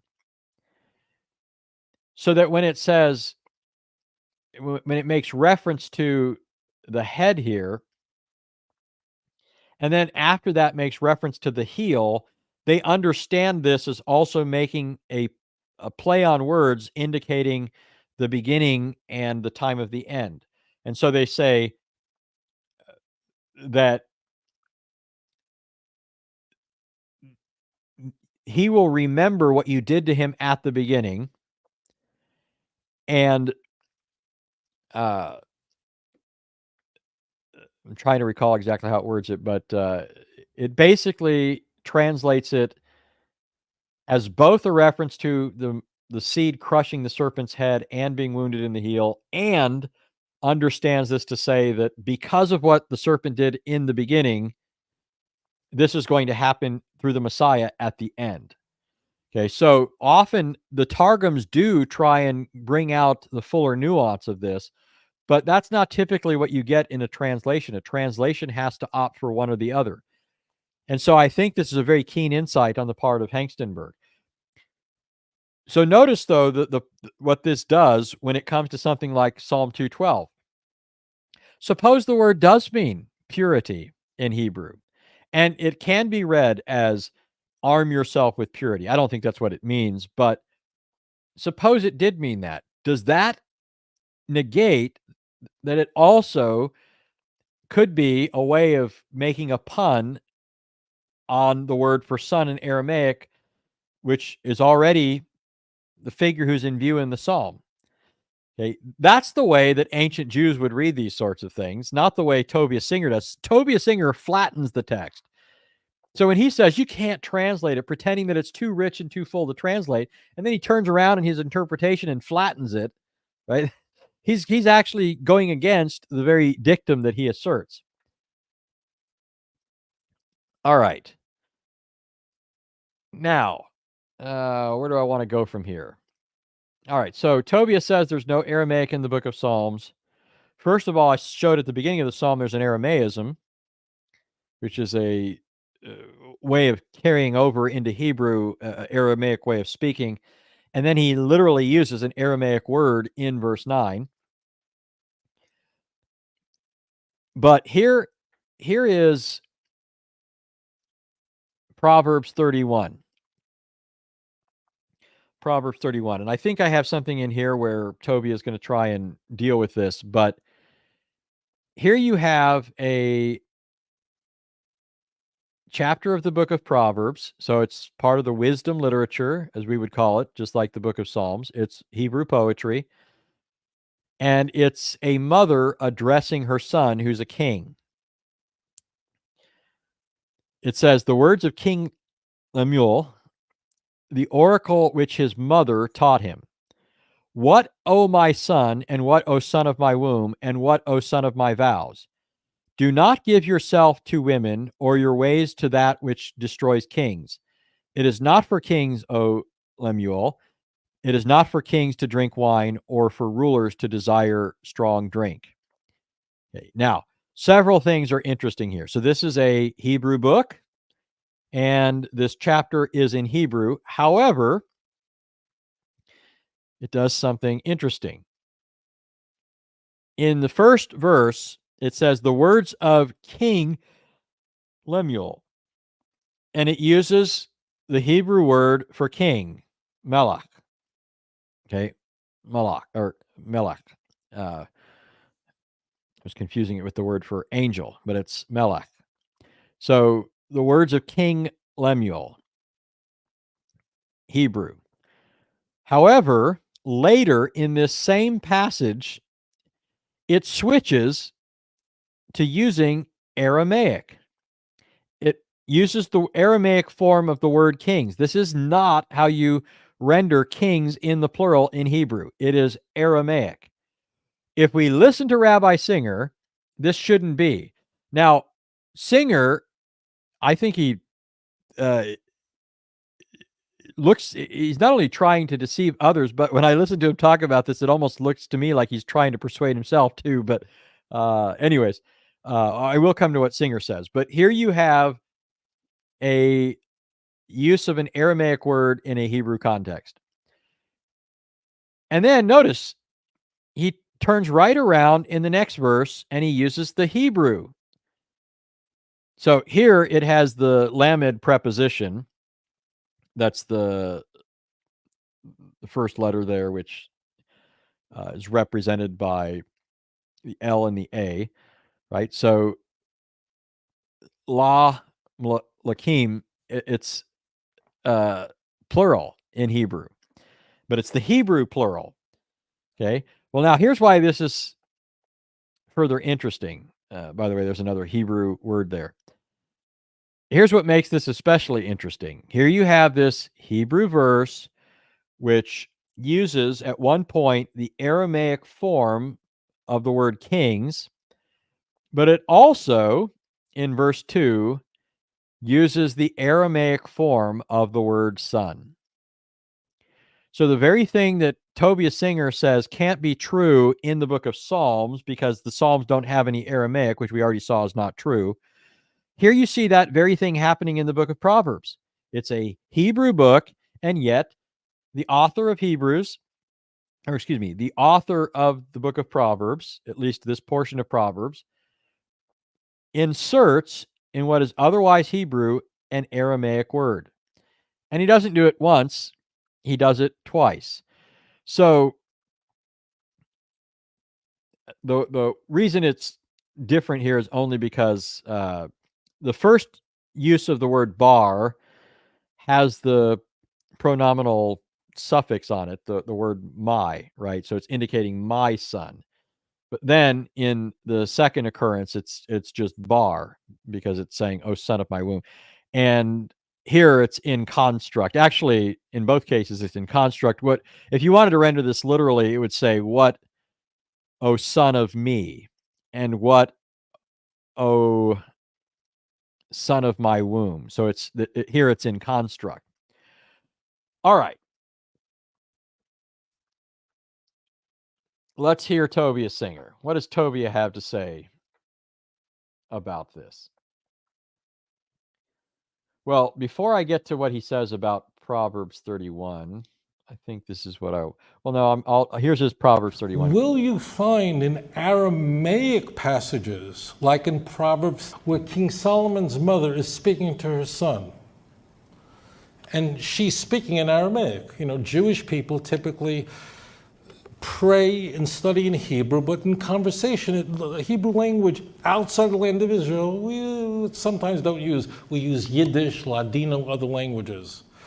So in Aramaic, when King Solomon's mother is speaking to her, so she'll say, Mar Bri, Mar Bar Bitni. All right. Now, I don't know if you caught there what he thinks the argument is, but basically, the idea is because this is Solomon's mother addressing him, she's speaking less formally and using Aramaic. So this is acceptable. Well, for the life of me, I don't know how that's supposed to say or prove why the author of Psalm 2 can't use Aramaic at that point in the psalm. I don't get the point of the argument. I don't feel the force of it. It doesn't fly with me at all. But here's something I find quite funny about this. I don't know if you caught this, but Proverbs 31 says the words of King Lemuel, the oracle which his mother taught him. According to Tovia Singer and other Jews, I don't have any gripe against this, I'm just observing this. According to them, this is a reference to Solomon. Okay, even though it says Lemuel, there's a reason they believe this is just another way of referring to Solomon. So this means that the mother here, who's calling this figure Solomon, would be Bathsheba, right? The wife of who? This just gets me. It's like Tovia didn't even think about this, right? This would be the wife of King David. The wife of King David calling their son, the son of David, son in Aramaic. What does this mean? Apparently, it wasn't out of court, pardon my pun, for King David's family to refer to his descendant as son in Aramaic. Methinks that Tovia Singer thought he was getting himself out of a problem and only landed himself more in it, right?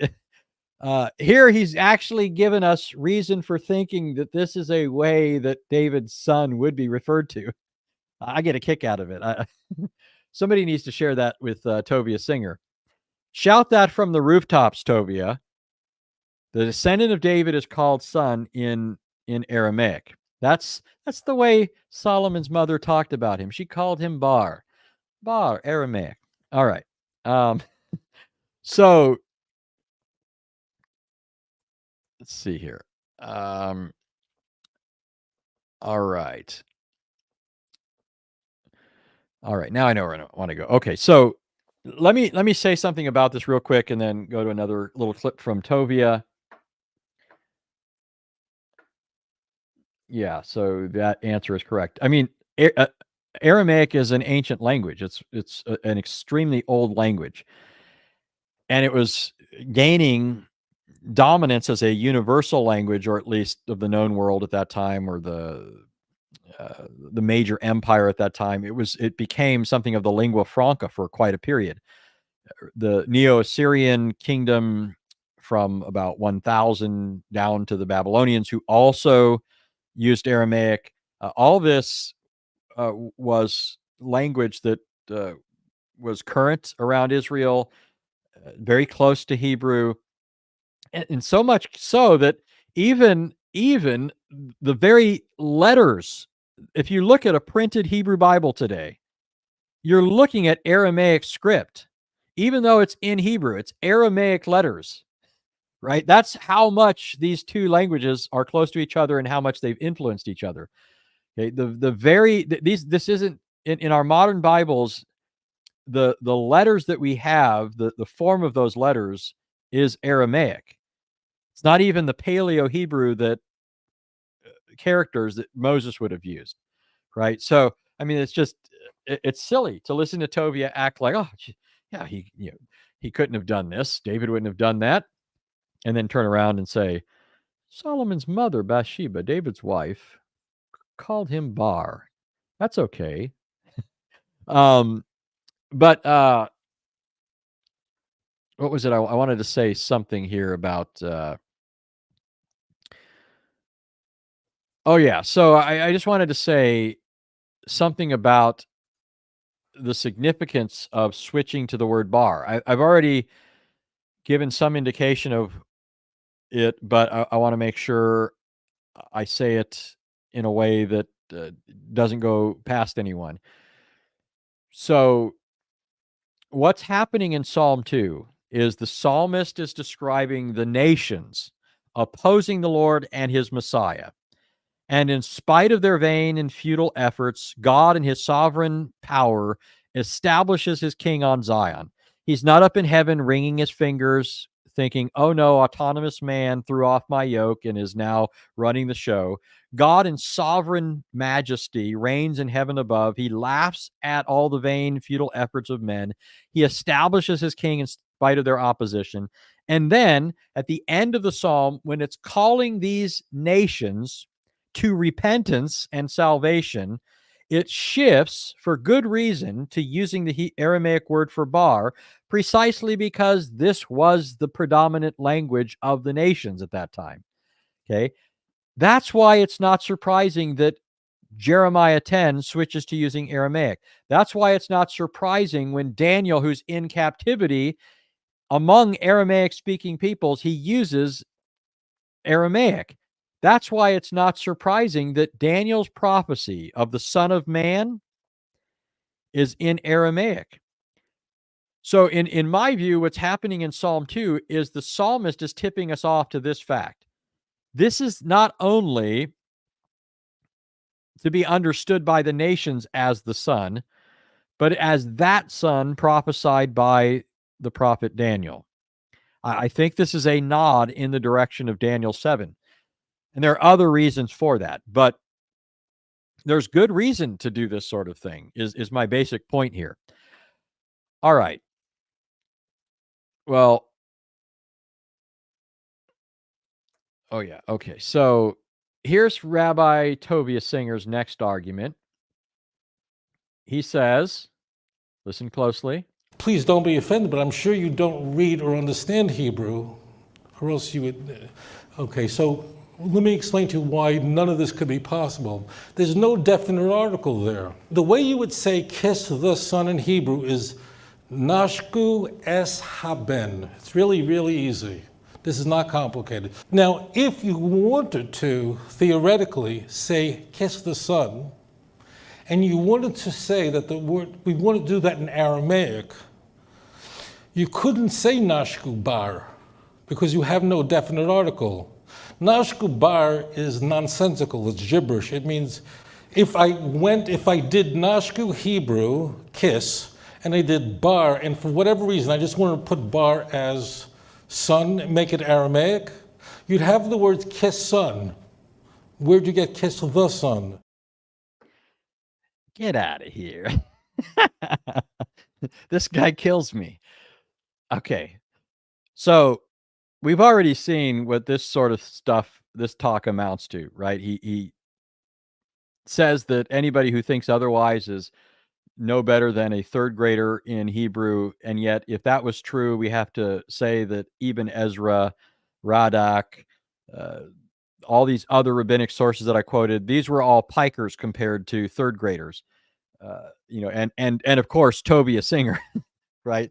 Well, same thing here, right? You're supposed to just, you're just completely ignorant of Hebrew if you seriously think that nashku bar means kiss the Son, because it's not definite in Hebrew. That is, it's anarthrous. It doesn't have what is indicative of the definite article. So in Hebrew, this is done one way. In Aramaic, it's done another. So he mentioned the Hebrew there. You'd have to say nashku et haben. And if you were to say this in Aramaic, you'd say nashku baro. It's different the way you do it in Aramaic. But so you're supposed to think here, unless it has that form that indicates it's definite, then it results in gibberish. It's kiss son, right? It doesn't make sense. If it's definite, then it has to have the article. Okay. Nobody who's studied Hebrew poetry, I'm tempted to say nobody that has at least a third grader's understanding of Hebrew poetry thinks that what Tovia Singer just said is true. It is frequently the case in Hebrew poetry that the article that otherwise definitizes a noun is dropped for the sake of the poetry. Okay, now I'm just going to show you this from Psalm 2. Okay, so why are the nations in an uproar? Listen up, Tovia, because I want to bring you up to third grade status. You right now are having your Hebrew improved. You might even graduate to the fourth grade after this. Why are the nations in an uproar? Okay. In Hebrew, It's goyim. Notice the definite article in Hebrew is ha at the beginning of the word. That's how you would you should say here, if it's referring to the nations, ha goyim, according to Tovia Singer. Okay, nobody doubts that this is definite. It's definite. That's the way it's rendered in all, even Jewish Bibles. Nobody questions it. It's definite, even though it doesn't have the article. This is Hebrew poetry. It's not prose, it's Hebrew poetry. Okay. Not only that, it says the kings of the earth, Eretz, take their stand. Once again, it does not use the definite article. According to Tovia Singer, this is gibberish. This is gibberish. David, the author of Psalm 2, apparently doesn't know Hebrew better than Tovia Singer. Okay, so this is worse than Tovia Singer, in principle, claiming to be more versant in Hebrew than Radak and Ibn Ezra and the Talmud and the Midrash on Tehillim. Now he's even claiming to know Hebrew, the Hebrew of the time of David, better than David himself. Okay, that's not it. Later in verse 8, it says, ask of me, and I will surely give the nations as your inheritance. Once again, goyim, no definite article there. Later again, and the very ends of the earth. It is definite, but it doesn't use the article, eretz. And then it says, now therefore, O kings, show discernment, take warning, O judges of the earth. Once again, lacking the article. Verse 12, it says, do homage to the Son, that he not become angry, and you perish in the way. It doesn't have the article. Tovia doesn't know what he's talking about, or he at least is banking on you not knowing what he's talking about. All right, now,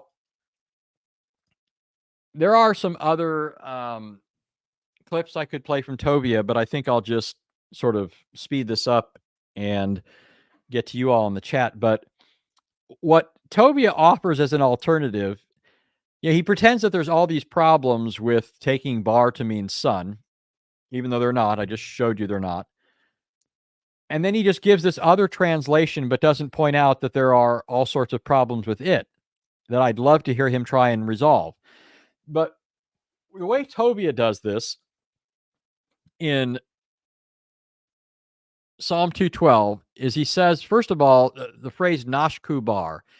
He points out that neshech is a homonym in Hebrew. It can mean either kiss or it can mean arm yourself. You like arming yourself with a weapon.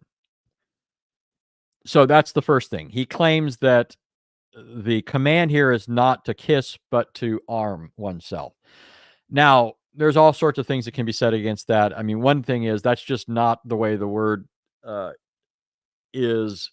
Even the root word neshek is normally used in the Old Testament. The most natural way to understand this is as a reference to kiss, but this particular form, I'm not aware of it ever meaning anything other than kiss. So Tobia's again pulling the wool over people's eyes. But the more important thing is his way of trying to render son as he points out that elsewhere in the Psalter and in the Hebrew Bible, the word bar is used to mean purity. So he says that the expression means arm yourself with purity. The problem is that the word is actually an adjective. Okay, the word is an adjective in Hebrew. When you say arm yourself with purity, you're using the word purity as a noun. But the word bar, if you're saying it's a Hebrew word, it means pure, and it's supposed to modify a noun. That's not what it's doing in Psalm 212. So he's just got his grammatical principles all out of whack here. His understanding of Hebrew is apparently, if we're going off of his, the way he botches this all the way through, it's apparently worse than a third grader, which is, the fact that he does this sort of thing online, and again, he has to know that I don't seriously think that his understanding is beneath that of a third grader. I think his moral standards might be beneath that of a third grader, but I mean, again, it's just it's unconscionable to me. If you want to try and argue against Christianity, do it above board. Quit, doing these secret uh, hand movements and smoke and mirrors things in order to dupe and deceive people. All right. All right. Good to see you. Always good. He says it was nice meeting you all. First time attending a stream by Anthony. So far, it was fascinating, but a little beyond me. However, I love that. It pushes me. Well, just so you know, it's not always of this sort. I do all sorts of different things. So do come back and even listen to the lessons that you're saying are a bit challenging. Because I mean that's the way. Yeah, you've already expressed it. That's the way we grow. That's the way we learn. I remember years back, one of the I look back at this and sort of marvel at this being my experience. When I was first converted at 18 years old, somebody put in my hands a systematic theology book by Louis Berkhoff. And I had only read 2 books in my entire life, both of them in grade school. I I didn't pay attention in school. I didn't show up to school much at all. And so even though I learned how to read, I never made use of it. And so for the first book after grade school to be a systematic theology textbook, I was quite out of my depth there. But what I did, I pushed myself to read it. And let's just say the book had 500 pages in it. Actually, well, it's up there. I was going to see if I could grab it. But I pushed myself to read it, and I probably only understood about 20% of it at the time. But by doing that, I learned things, and then it enabled me, as time went on, to sort of connect dots. Certain things would fall into place, and I'd realize, oh, that's what this author meant by that, right? It's I didn't get it then, but I get it now. It's the same thing with the Bible, right? My experience to this very day, after 30 years, my experience to this very day is still, I never saw that before, right? I'll read the Bible and say, gosh, I can't believe I didn't see that before. It's so plain as day now. How did I not see it then, right? So push yourself. I appreciate that comment. Pierce Taylor says, Anthony has a prison ministry and does tons of guest lectures. Yeah. So, yeah, I do stuff on other channels sometimes. In fact, I'm sorry to you all for forgetting to tell you that I was on with Thaddeus earlier. But I am, by the way, I'm going to be recording something with Jews for Judaism this coming Wednesday. I don't know if the video will go up at that time. I don't think it will, but I am recording something with Jews for Judaism. I believe we're going to talk about Old Testament theophanies and Trinitarianism in Judaism. I think that's what they want me to talk about. So I'll tell you all about that when it's available. But Jeff Morgan with Jews for Judaism. All right. Any questions here? Any questions? Oh, did I miss something? Let's see here. So Aaron Springer says, is there any connection between Mamre and the Aramaic Memra?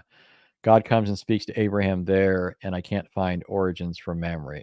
No,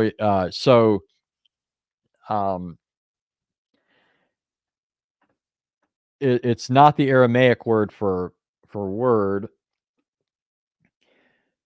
though. It's interesting because consonantally. I'm just trying to think here. Hold on, let me look at this real quick. Genesis 18. Sometimes words are done in unusual ways. So I just want to see something.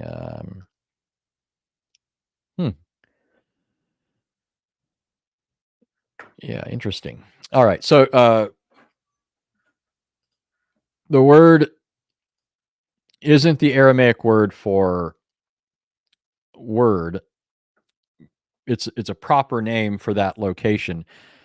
And but I'm not really sure if I mean what the word means. I'm pretty sure it doesn't have a known meaning. Now, usually words like that do have meanings. So I'm not saying there isn't one, but I don't think there's a known meaning for it.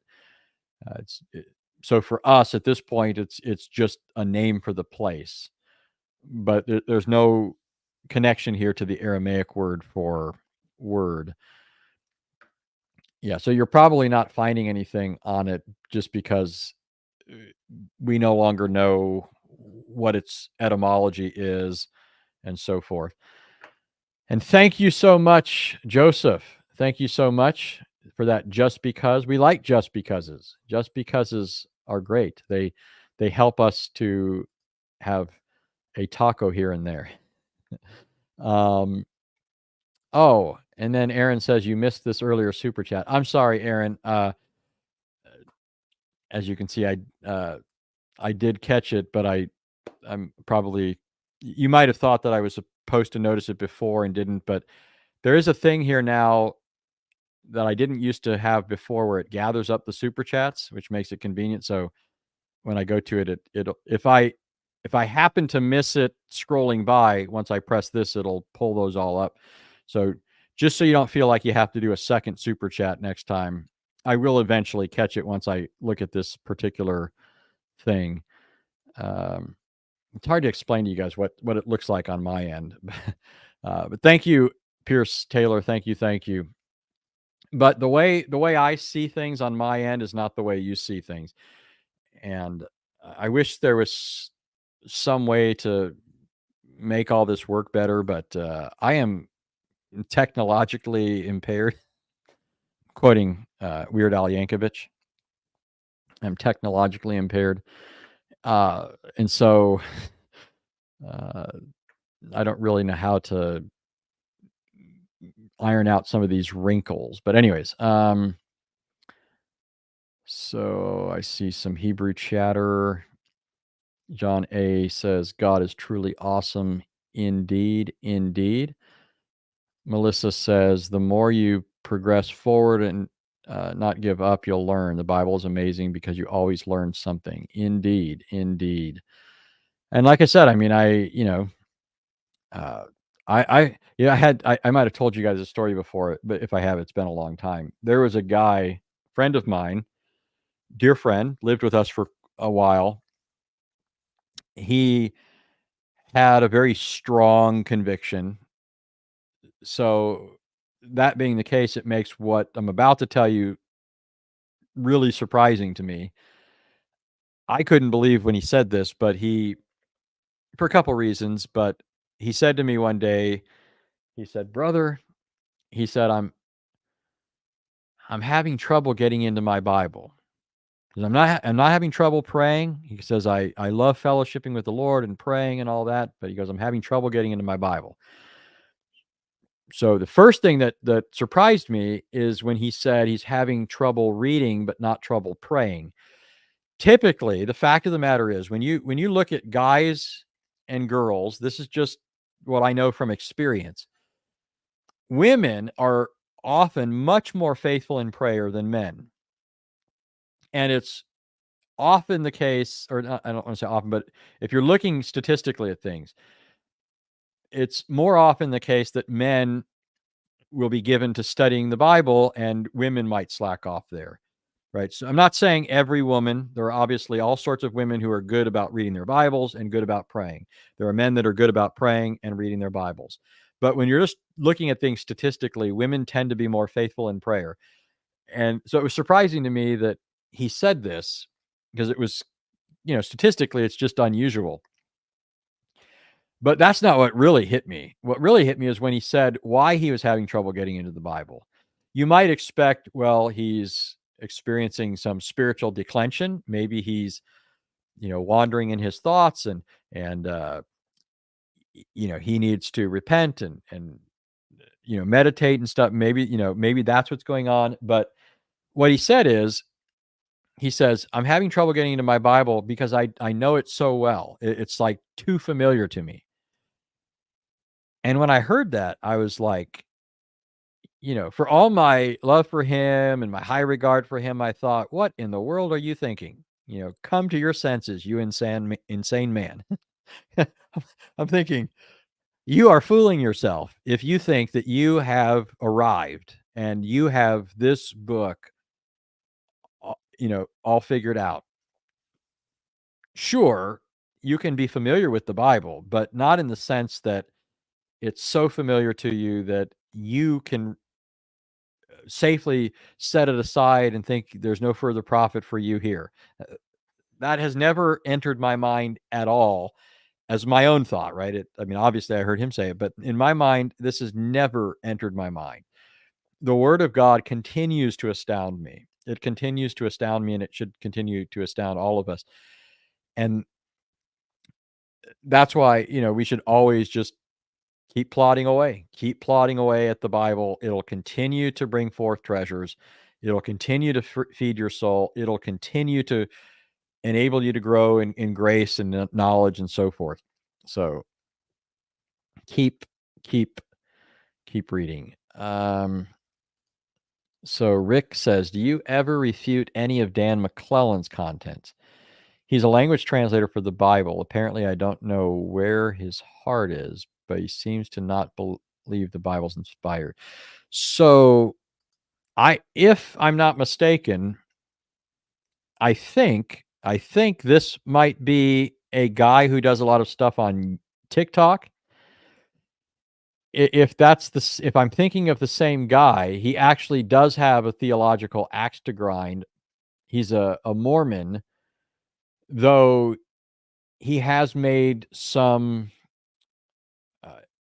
progress in the languages. So he tends to be a bit unique. Every once in a while, you'll get a JW that actually knows the languages, or a Mormon. Typically, they don't. And once they do start studying the languages, it becomes increasingly harder for them to maintain their position as a Mormon or as a Jehovah's Witness. But I haven't really seen any of his stuff on YouTube.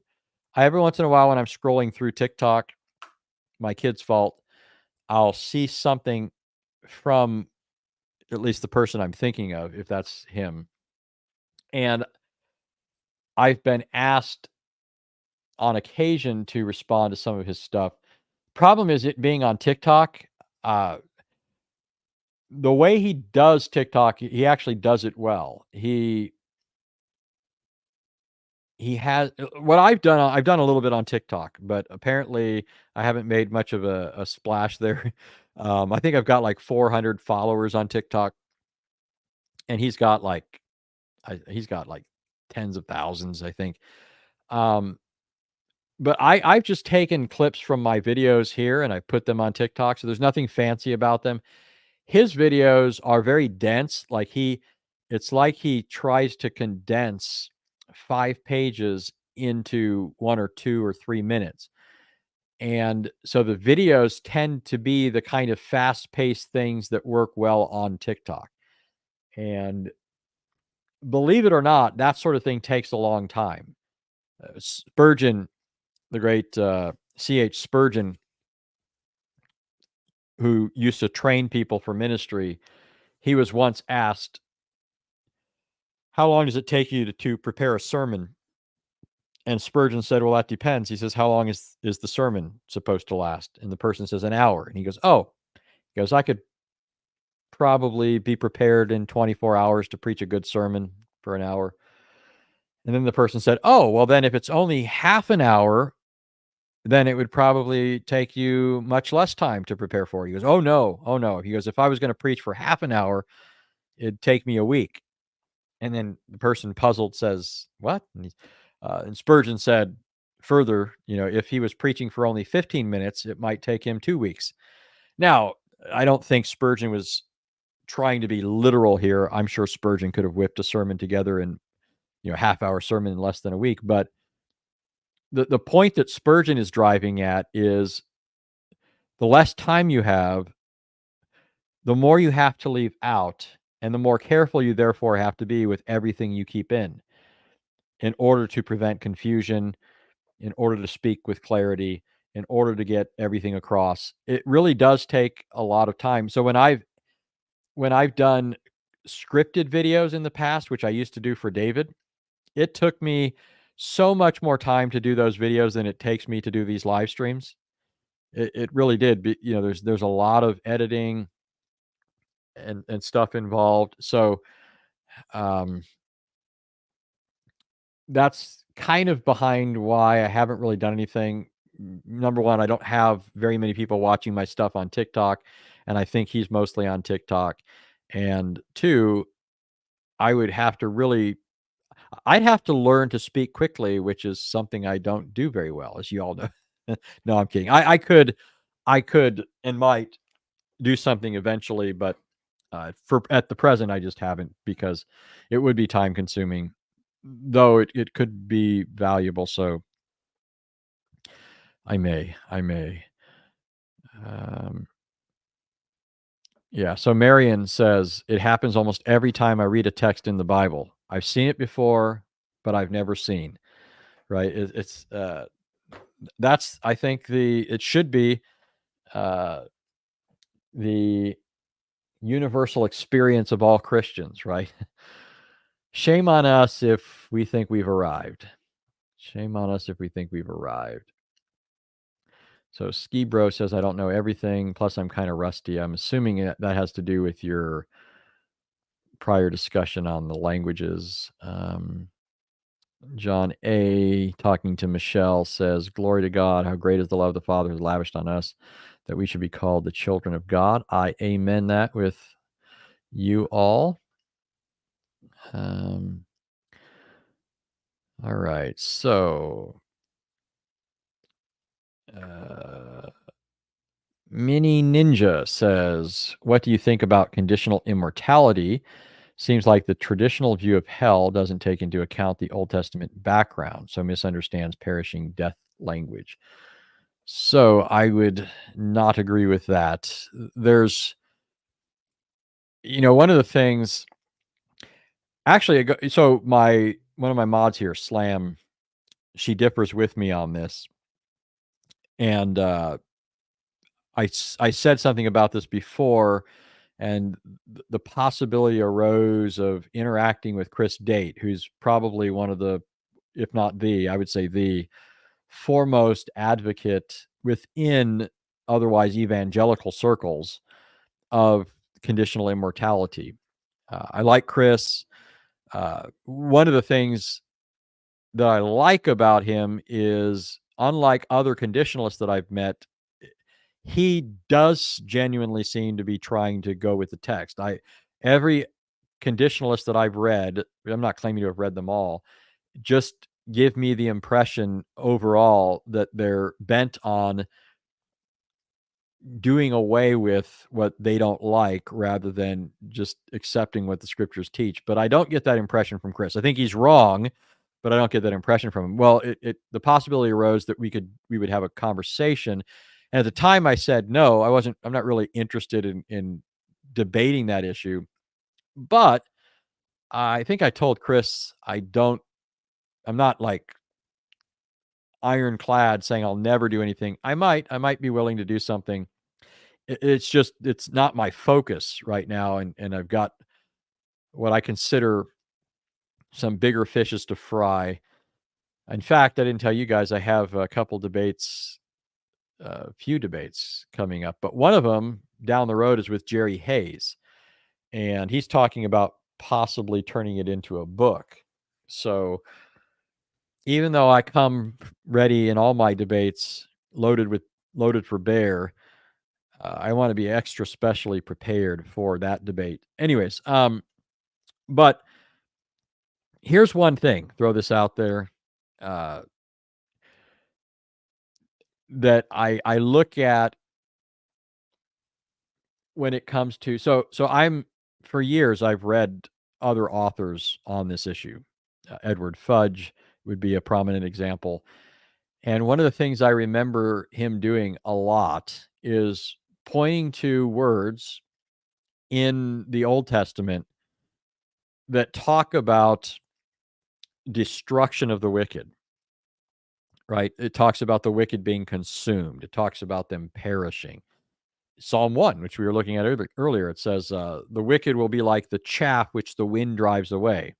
And so he would point to this language and say this language is more consistent with the notion of annihilation of the wicked, and thus the conditional immortality view, that is, only those who are in Christ will be raised.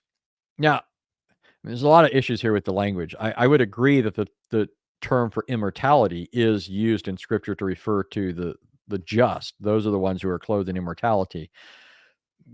But that doesn't mean that the unjust, who aren't clothed with immortality, are not raised and are not consigned to perdition consciously and so forth. But the word immortality is not the proper term, biblical term for it. But anyways, but I remember this being one of the main ways of arguing this. You got this language: perish, consumed, destruction. And yet, wholly apart from the eternal lot of the unbeliever, Scripture has much to say about the intermediate state. That is, what happens between death and the final judgment. The very language that's used by many to prove final annihilation after the judgment is also used to refer to people dying long before the judgment, which is followed by, for the individual, by the intermediate state. And yet we know of a certainty, and I maybe some conditionalists would want to contest this, but they're on much harder grounds here than I think they realize. But the same language used for them dying and entering upon that intermediate state is the same language they say means annihilation. And yet they're not annihilated. We know that Scripture repeatedly speaks of the wicked dead existing between death and the final judgment. And so it's clear that that language, which is also used there, doesn't mean destruction. Now, admittedly, if somebody wants to argue against those passages that talk about people being conscious and alert during the intermediate state, then that has to be argued and so forth. I'm just pointing out one problem I have with it. I don't think, in light of what I'm convinced the Bible does say about the intermediate state, that those terms like destruction, perish, and so forth can be read as utter annihilation. You have people in hell that are portrayed as every bit conscious, or I should say Hades, in the intermediate state. But anyways, you also have statements throughout the Old Testament where it indicates that the righteous dead aren't simply put in the grave. For example, repeatedly when the righteous die, it talks about them being gathered to their fathers. Well, that doesn't make any sense if they're simply going to the grave. If they're unconscious after death, their body's interred in the ground and not in the same plot of ground as other people. Okay, but Scripture speaks of the righteous being gathered to their fathers. That there are other things that are found in the Old Testament, much more. And but besides that, a lot of the language that the New Testament uses for hell is developed in the in the intertestamental period. The language is developed during that period, and then Jesus comes along and picks it up, and he doesn't define it, right? He doesn't define these terms. He assumes everybody knows what they mean, which means that he's taking for granted the cultural understanding of those things and thus giving his stamp of approval to it. And so, for example, the language of the second death and of Gehenna and all that comes straight out of the Targums. John in the book of Revelation doesn't originate that terminology. It comes out of the Targums. And it's clear when you read the Targums that it's talking about a place of conscious existence. So anyways, those are my quick thoughts. It isn't something that I focus a lot on, but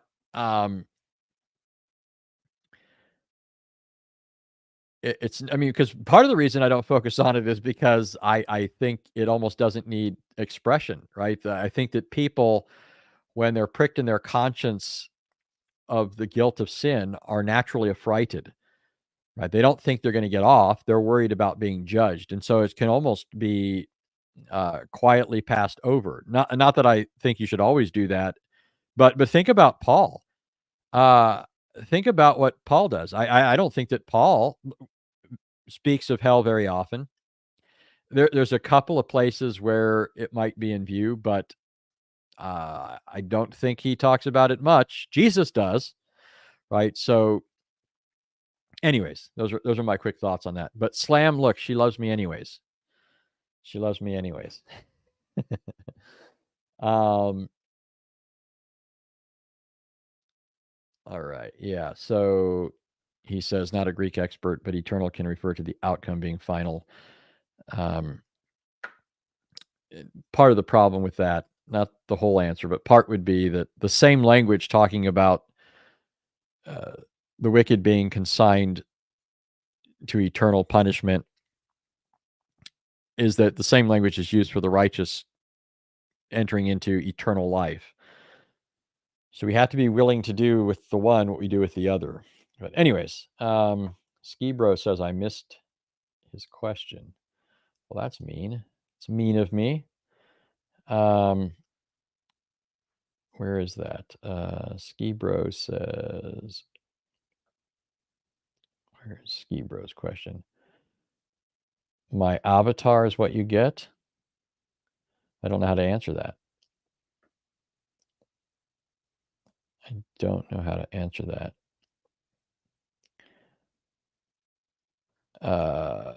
Mini Ninja says, I think a conversation between you and Chris Date would be great, but I understand that you're focusing on other issues. I hate that many conditional arguments aren't from scripture. Yeah, I mean, Chris, there's a lot of good things to say about Chris. He's a genuinely good guy, right? Like he's just got a good personality and behavior to him. I don't think I've ever heard. I understand. You have to understand that my interaction with people holding either this position or something akin to it has always been cult groups like, but before some of this, cult groups like the Jehovah's Witnesses, Latter-day Saints, Seventh-day Adventists, and a lot of the arguments are emotional rather than biblical. And some of them are thinly veiled biblical arguments. You realize that they're just trying to dress up their emotional problem with hell in a biblical garb, which doesn't fit it very well. But I've never really gotten that impression from Chris. So he gets props from me for that. So Dio Taro says, have I ever heard of this book by Chad Bird called The Christ Key? I don't think that I have. I know I don't have it and haven't read it, but it certainly sounds interesting. So usually when somebody's talking about having a key to interpreting the Bible, you should run in the other direction, right? They're usually talking about something outside the Bible, some special insight that they think they got from God. But when somebody says that Christ is the key, well, that's what the Bible says, right? So the title itself is tantalizing to me. I hope it's as good as it sounds. So I'll check that out. I'll look it up and read some reviews on it. All right. So I don't see Ski Bro's question. I don't know where Ski Bro's hiding his questions these days. Ski Bro says, oh, here it is. So would Ashrei be the correct word for the Greek word used in the Beatitudes, blessed? Yes. Yeah. So let me see. What does the Septuagint do there? I'll just look real quick. So Psalm 2.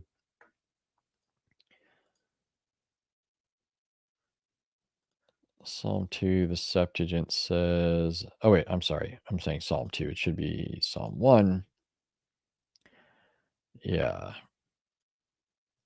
It uses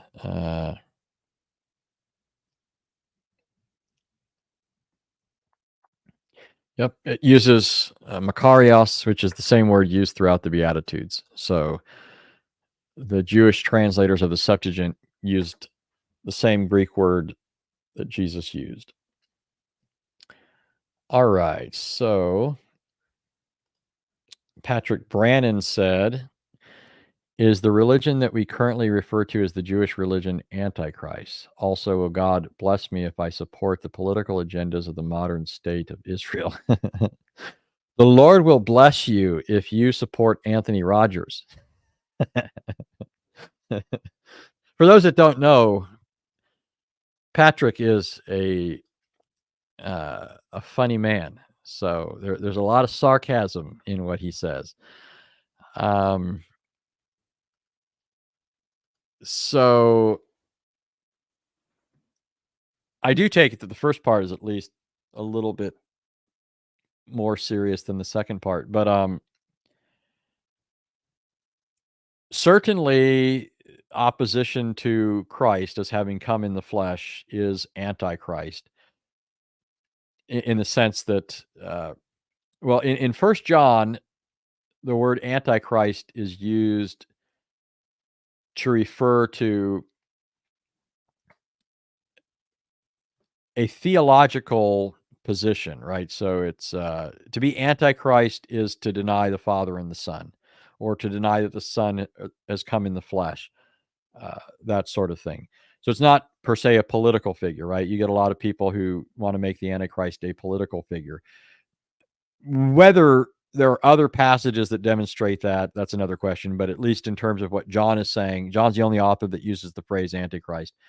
It's clearly a theological position that defines Antichrist.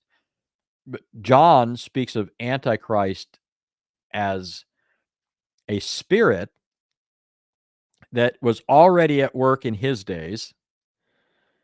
Okay, he says the spirit of Antichrist is already active. And then he uses that to explain why there have already come many antichrists. So he says that many antichrists have come. There's many people animated by the spirit of Antichrist. So there have been many who oppose the incarnation of the Son. But then he says these are all just harbingers of the Antichrist. So from his perspective, there was yet future a coming figure that he called the Antichrist.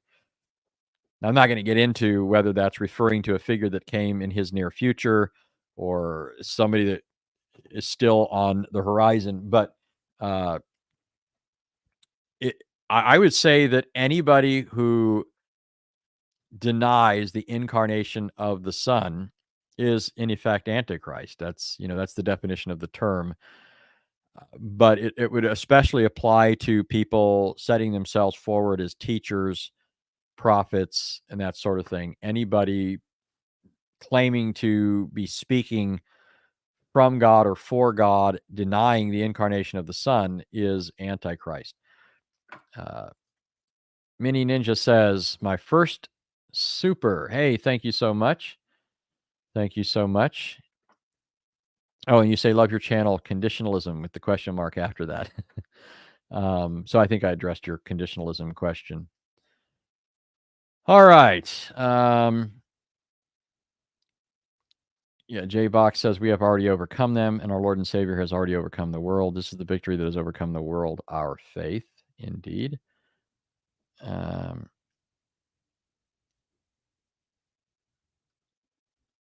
Yeah, so Ashrei and Baruch are different. You wouldn't use Ashrei, for example, for the Lord, unless the Lord has become man. But the word Baruch is what would be used in that case. So there are other things that could be said about the differences, but yeah. Odisho says, I'm currently doing a Paul Timothy discipleship with my pastor and will be doing part-time seminary later on.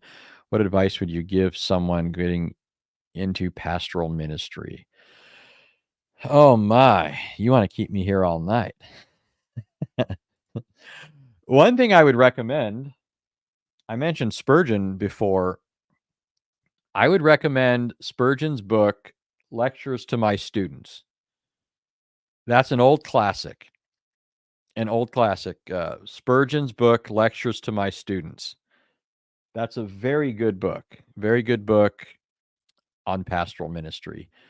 Another thing that I would say, I don't know what your seminary does, but my seminary, so there have been different ways of training men for ministry. Seminary is not the only way, right? It's the more common way now, but it wasn't the only way in the past. And arguably, it could be done in better ways. One of the ways that it was done in the past was sort of like the parish model. Not PERISH, but PAR, the parsonage model. That's where the person actually goes to live with a minister, and so he's learning hands-on with him. He's observing him day in and day out. He's observing him when he prays. He's observing him when he studies. He's also reading and studying. He's receiving books from him. He's conversing with him about these things. He's going with the minister when he goes out to counsel people, when he goes out to address problems that have happened. The life of a minister involves far more than just preaching, right? He's learning directly, hands-on with a minister. That's one way of doing it, and it's very effective. That way works in certain contexts, and it's been more difficult in some other contexts. So for whatever reasons, it's not as popular now. But if you're going to seminary, it's very important. This is what my seminary did. They insisted that we interned at a church. We couldn't graduate unless we interned at a church. So I had to intern. I had to be a pastoral intern for 2 years at some point during my 4 years of seminary. And that was so that we would learn from, all the teachers at the seminary I went to were ordained men. They're all pastors and had a pastorate at some point. They wouldn't let them teach at a seminary if they didn't have prior pastoral experience. But they also wanted you to be working in a church context with pastors, learning the daily in and out. And part of the reason for that is because people go to seminary and then you get out and you might have learned all sorts of things academically, and you might even have been prepared for all sorts of things practically, but there are all sorts of things that you're just not going to get in a seminary context. You're just not. And, you know, you can only do so much in that context. And so you really need to get into a church and be actively involved. So be involved with your church, and to the extent possible, involved with your pastor or pastors and elders and so forth, and just, follow along, learn from them. So that's a big thing. But read good stuff. I think Spurgeon's is a good book to read. There's other stuff by Spurgeon that's good to read. I'm trying to think of some other really worthwhile books. There's a book by, I think it's Gregory of Nazianzus' Pastoral Rule. So this would be or it's Gregory the Great's Pastoral Rule. It's been a long time. That's actually a really good and useful book. So there's one from the ancient church, and then one from more recent times, Charles Spurgeon. So those are some things I'd recommend. Another thing that I recommend to people is economizing your time. I don't know about you. Seminary was a rough period for me because I had to work full-time starting off and going to school full-time, and then I had to pick up a second job and then a third job. My last semester, I took 10 classes, which is far beyond a full load. normally a full load is 6 classes a semester. I took 10 classes my last semester, and I had 3 jobs. I almost killed myself. It was brutal. The Lord sustained me, but that was because of just difficulties that we had. Our youngest daughter came down with an illness. My wife couldn't work. She had to take care of her. So it was my responsibility. I was already working full time. My wife had been working part time while homeschooling our kids. So she was already doing a tremendous amount. And so when she had to stay home permanently and watch our youngest, then I had to just pick up extra work. And so it became crucial for me to economize my time. So I give you an example, and I was telling Tony De Nicola this the other day. We met for tacos, but I was coming up with all kinds of stuff to do everything I could in the most efficient way possible. So here's my crude analogy to what I did, and then I'll give you some specific examples. But if you were waking up in the morning and you had to get ready and you had a few minutes, and in those few minutes, let's say you were already showered and everything else, let's say you had to put on your shoes, you had to make toast, put it in the toaster, and then put the butter on it or whatever. And let's just take those 2 things. I'll keep it simple. Most people would just, without thinking about it, just proceed to do one or the other, right? They put their shoes on. Once they're done, they'd go put the toast or the bread in the toaster, right? Other people might do it in reverse. They'll put the bread in the toaster. That's the way I would do it. Why? Because while the bread is in the toaster, you could be putting your shoes on. So you're not wasting time. Now I know I'm not telling you to become obsessive here. This could get wildly out of hand if you press this too literally. But what do you do if you're working 3 jobs or something like that, and you've got schoolwork to do and you've got stuff to remember? Well, one of the jobs that I had was at a warehouse, and I had to gather stuff that people ordered and then, put it in these carts and then take it up, box it, and ship it out. So what I did is I took my Hebrew vocabulary and I would put it on the top rack of these carts, and then I would put all the items that I was gathering on the lower racks, so that as I'm running around this warehouse, I could look up at the sheets and jog my memory if I couldn't remember what this Hebrew word meant, right? So I was working while doing this. Now, it used to be at that place that I would listen to stuff. I would listen to stuff because I could listen and go around, but they eventually told us we couldn't do that anymore because they wanted us to be able to hear if a forklift was moving in the area or something like that. So that kind of ruined that. So that meant that I shifted the stuff I would listen to when I was in the car or when I had to mow the lawn, right? I would just always determine to do certain things when I could do them. So I wouldn't try to study if there was audio stuff that I could listen to, I would do it in the car. I wouldn't try and read books while in the car, right? So I'm just saying you find the times when these things fit and work together. And I think it had a additional benefit. So there's different ways to memorize things. People are different, so take this for what it's worth. But some people will remember something by just looking at it.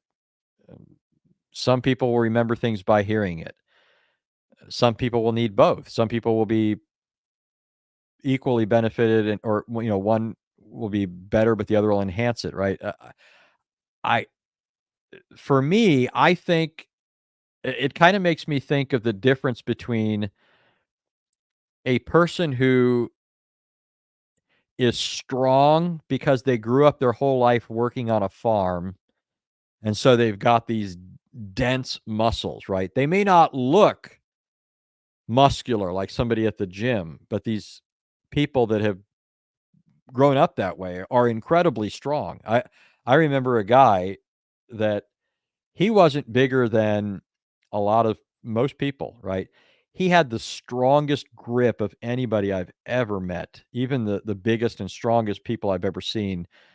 This guy was incredible, and that was because he worked with his hands his whole life. And so, there's a strength there that's different than what somebody got in a gym after a year, right? I'm not putting that down. I'm just saying there's you can become strong in different ways. And I think that all that rigor for me that, wasn't always pleasant, where I'm working and I'm reading this stuff and I'm trying to memorize these Hebrew words while running around a warehouse and then getting ready to go to my next job and then getting ready to go home and get no sleep because I have to write papers. Um, I think that caused some of these things to be, uh, beaten into me, maybe in ways that they wouldn't have, and to stick, whereas maybe they wouldn't have stuck as well. I don't know. Uh, so I don't know. Hopefully my comments were of some help to you, Odisho. There's a lot more that could be said, but do your work, study hard, don't neglect other things. If you have a wife and kids, don't neglect them. You got to find time for all that. And I didn't have much choice, but you do want to get rest. It's not advisable to not get rest. That was a huge eventual problem for me once it caught up with me. I had to regain my health after all that. I went to the doctor. So I've had almost no health issues my entire life. I almost never get sick. I think I've had the flu like twice in my life. I just almost never get sick. And I started having health issues and I went to the doctor and all my levels were off the chart. Uh, my triglyceride levels were off the charts. My A1C was off the charts. Everything was off the charts. The doctor says, I'm surprised you're standing here. And I had to work hard to repair my health. I didn't eat well during that time. I didn't sleep well during that time, always working. And it catches up with you. Well, at least if you're my age, right now, I'm almost 50. So Ski Bro says, bless you. I learned from a rabbi at a synagogue and plus seminary. I'm not the smartest man. Well, we can all say that. We can all say that. We can all say Ski Bro's not the smartest man. No, I'm kidding. I meant we can all say we're not the smartest, right? But yeah, I mean, yeah, there's a lot of different ways to learn. Some people are audible learners. Some people are visual learners. One thing that helps is repetition. So, find ways to make certain things repetitious. It becomes a little bit monotonous, but if I was going through Hebrew vocabulary on the papers, sometimes I would reinforce it by listening to stuff in audio. Anyways, a lot of different things you can do, and I hope I gave a little bit of wisdom there. Yeah, so follower of Yeshua says, and I take it the last word is young there, right? So they should teach us Latin, Greek, Hebrew, and Aramaic when we are young. Absolutely. Absolutely. It's interesting. Today, somebody thinks they've made this great accomplishment if they've learned Hebrew and Greek. The fact is, in the past, pastors would enter into seminary already knowing Hebrew and Greek and Latin in many cases. They entered seminary already knowing these languages and knowing them far better than many people leave seminary. So the standards have fallen greatly. The standards have fallen greatly, but so when they entered into seminary, the whole idea was that they're not coming to learn the language now. They're coming to learn systematic and biblical theology. They're coming to do the hard work of exegesis, to apply their knowledge of Hebrew and Greek. Kripke says, where did you go to seminary? I went to GPTS in Greenville. So that stands for Greenville Presbyterian Theological Seminary, not to be confused with liberal Presbyterians. There are liberals out there that no longer should wear the name. I feel like I have to say that because some people only know of the liberal wing and they think, wait, you don't think the Bible's the Word of God, or something like that? I absolutely do. But anyway, yeah. So I went to a Presbyterian seminary. Ski Bro needs to get refreshed in Greek, he says. All right, folks. Did I miss anything? Yeah, J-Box says I'm all about repetition. I have to read over and over, but then it clicks out of nowhere. I have too much energy, so I have to force myself to sit down and study, read. Yeah. So that goes back to the point of people being different. And sometimes things change too for people. So I've read for the past 30 years every day, but I have felt at times I felt a little bit of a change where at times it became more of a burden to read, meaning there were times when I just had nothing but desire to read, and then there were other times when I was reading because I was being disciplined and had to. It wasn't as free. It was more like this is a duty kind of thing. And there are different things that can account for that, but some can just be, some of us, as you get older, you can get tired easier, and sitting down and reading doesn't last very long, right? People fall asleep. So a lot can depend on what's going on in your life. If you're not getting enough sleep, then you might get tired. But if you're older, you might get tired. Other things can do it. If you're too attached to social media, uh, I've had to remind myself, you don't have to have your nose in the phone all the time. It becomes very addictive. Yeah, I could be sitting there reading something and for no reason think I need to look at my phone. Why do I need to look at my phone, right? So there are things that affect us, and being wise to that sort of stuff and being on your guard is in order. But yes, we're all different personalities. People learn differently, so try and find what works best with you. Think about how blessed we are now. I mean, we're so much more blessed. If you are an audible learner, gosh, you have no excuse. The Bible. I could pull up the Bible online on YouTube, and I could specify what translation I want read. I could say I want the ESV. I could say I want the NAS. I could say I want the NIV, the King James. It's all right there. You don't have to. I remember working at a Christian bookstore where you had to buy tapes, and you'd get this big thing full of tapes, and then you'd get CDs. Once CDs came along, it wasn't that easy in the past. And before all that, there were like VHS tapes, and you'd have to be at home near a VCR to play them. We're incredibly blessed now. There's no reason a person can't uh, hear the Bible. My wife's blowing me away this year on book reading because she reads hard copy books, but she also listens to books. I have trouble listening to books personally. I if I'm listening to it, I'll easily lose attention. My mind will wander. 5 minutes later, I'll think, "Oh gosh, I wasn't paying attention. Where was I?" And then I got to spend a bunch of time getting back to where I was. So I don't do very well that way. But my wife, she does both. She reads books and then she'll listen to things. And I'll come in the kitchen sometimes and she'll say, "Hold on." She says, "I got 5 minutes before this book is finished." She'll be making something and she'll say 5 minutes, and she's listening. She's listening to it in her ears. So I do have to confess, my wife is ahead of me because of her, doing it both ways, and my inability to do both ways. But yeah. Anyways, let's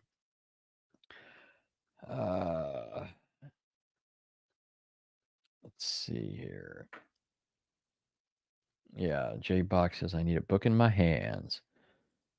So Truth Defender says 2 books, one on logic, one on pagan Roman Catholicism. I switch books around. Okay, yeah. Carol B says I listen to a lot of books online because I keep my hands busy with knitting. Yeah. I'm hoping that I get better at listening to stuff because, so yes, guard yourself against social media. It steals our time. I need to read an actual book. I'm the same. Sermons I love online. Yeah, I'm hoping I get better at listening to things because I know that my eyes aren't great. I don't see the best. You guys don't know how bad it is. My wife scolds me all the time for not wearing glasses. Um, but I just think, gosh, if this continues, I don't know how long I'll be reading. Blind Christians in history give me great comfort that there's hope for someone such as me. Didymus the blind, an early Christian, was a man of great learning, but he was blind.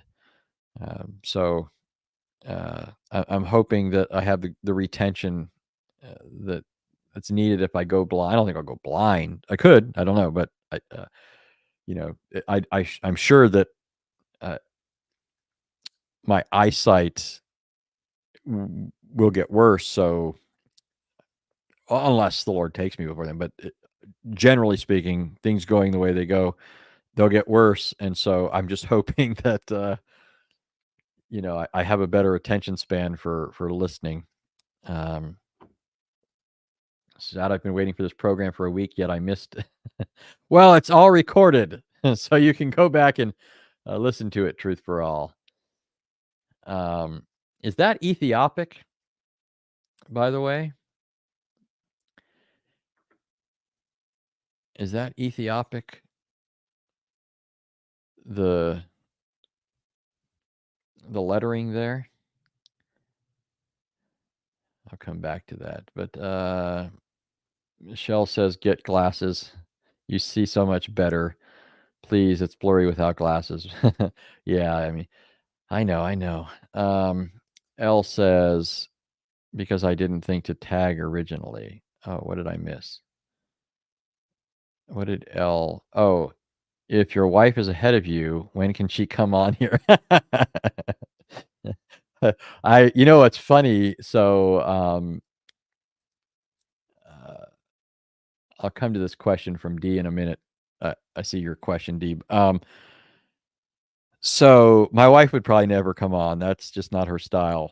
But we were joking the other day, and they kind of were taking it a little bit seriously. So my father-in-law, I've told you stories about him.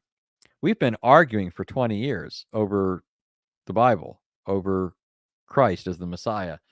So my father-in-law is Jewish, but he's agnostic. He doesn't even believe Judaism, though he'd swear he's Jewish.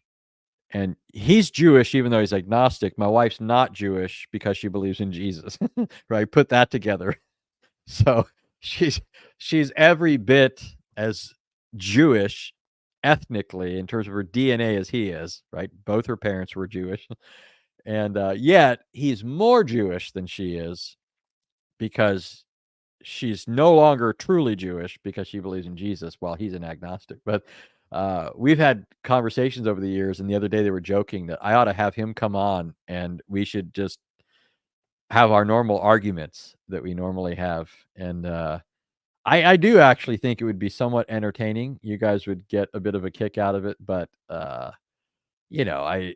don't know that I want to do that because when I talk to him in person, I don't mind being a little bit direct with him. But if I was doing it in front of you all, I'd feel like I'm being disrespectful, right? But talking together, we talk a certain way, and there wouldn't be any misunderstanding there. But anyways, it could be funny. You guys would get a kick out of my Jewish father-in-law. He and I going at it. That I wish our conversations had been recorded over the years. All right, so D said, oh, I got a bunch of things here I think I missed. Thank you, Daniel. Hi, Kick a Pikachu. There's a play on Daniel Hakikaju, the famous Muslim dawagandist. Clever name there. Thank you for that. And thank you for gifting 5 memberships, Ski Bro. And thank you, Brenda, for thanking me, even though I am your humble servant. Okay, I did catch this. All right, so D said, any recommendations to reading, learning the Old Testament? I'm all over the place. I stopped after Genesis. Okay, so if you're just talking about reading the Bible, I would seriously encourage you to just read through it, right? Just read the whole thing through. Even if some things are hard going, what you're going to find is the diligence is paid off, right? The Lord rewards those who labor in his field. That's how it works. Scripture likens itself to a treasure hidden in a field. Jesus ultimately is, right? But there's a sense in which Scripture is like a treasure, and there are things on the surface, but there are also things that are to be dug out that require some effort. And when you initially go through it, it'll be harder than all other subsequent revolutions, right? All subsequent times that you go through it. But you got to go through it. And once you do, I mean, I remember I read through the Old Testament and the New Testament first time. I didn't understand the gospel. All I knew is God is angry at sinners, and I'm a sinner, and I got trouble, right? So that's all I got. This second time through, I got to Genesis and was going through, and I was like, wow, I didn't notice some of this the first time. This is something of a repeat of what I've already said, but I was shocked, and I thought, hey, this also sounds like some stuff I saw in the New Testament. So that's what the New Testament was talking about. And then I would continue through the Old Testament and get to the New again, and I would say, oh, now I noticed something in the New Testament that I didn't understand before, because I now see that it's got this in the background. And that just happens over and over and over again. And the more you do this, the more it will become a delight, the more it will be rewarding. So I would just encourage you to plod through, however difficult it is. Just plod through. Try out also listening. I don't know, maybe you're a better listener than I am. You know, that's also a possibility of, what might help you. But then if you're talking about reading that can, oops, I accidentally erased that, but I remember what you said. Reading good books. Wow, there's no end of good books, but one book I would recommend, I every chance I get, I love to recommend the works of Dr. Morales. It'll help you understand the storyline of the Bible. There's other stuff too that will fill this in. This isn't, a one-stop shop thing, but Michael Morales has a very good book called Exodus Old and New. Exodus Old and New. And he just basically runs through how Scripture develops this motif of the Exodus, which ultimately culminates in the redemptive work of Christ. That, I think, is a book that'll take you far. It'll open up what Scripture is all about in ways that many people, even after a decade, I would say, don't even get at this point. It's a really good book. I'll probably think of some other stuff too after this, but that's the first thing that comes to mind.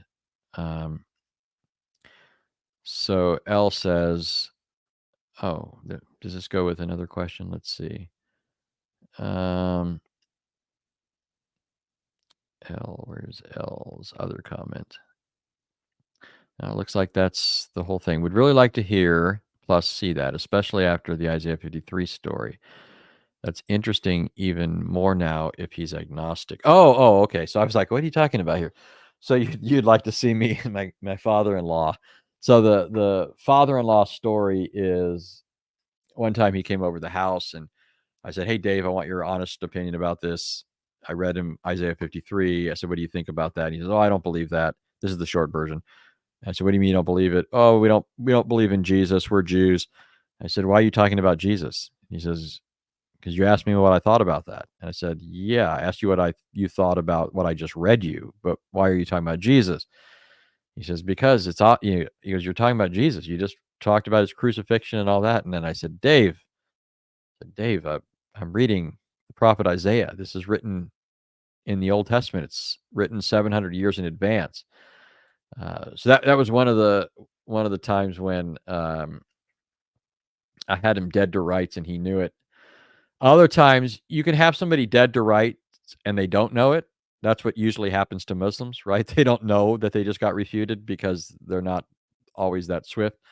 They've been laboring too long under the irrationality of Muhammad to see through bad arguments and actually recognize good ones. So uh, it is the case that sometimes people don't know when they've been bested, but on this occasion, his jaw hung there, and you could just see it. It was all over his face the rest of our dinner time. It was a riot. I remember it. It's like plain as day.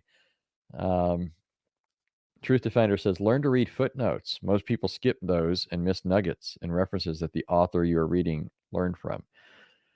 Yeah, I often find out that's the way it works for me most of the time. I chase the footnotes. So, um, the debate I did with what's his name? The grifter, Sean Griffin. So, um, I I don't spend my time reading stuff per se about finite gods, right?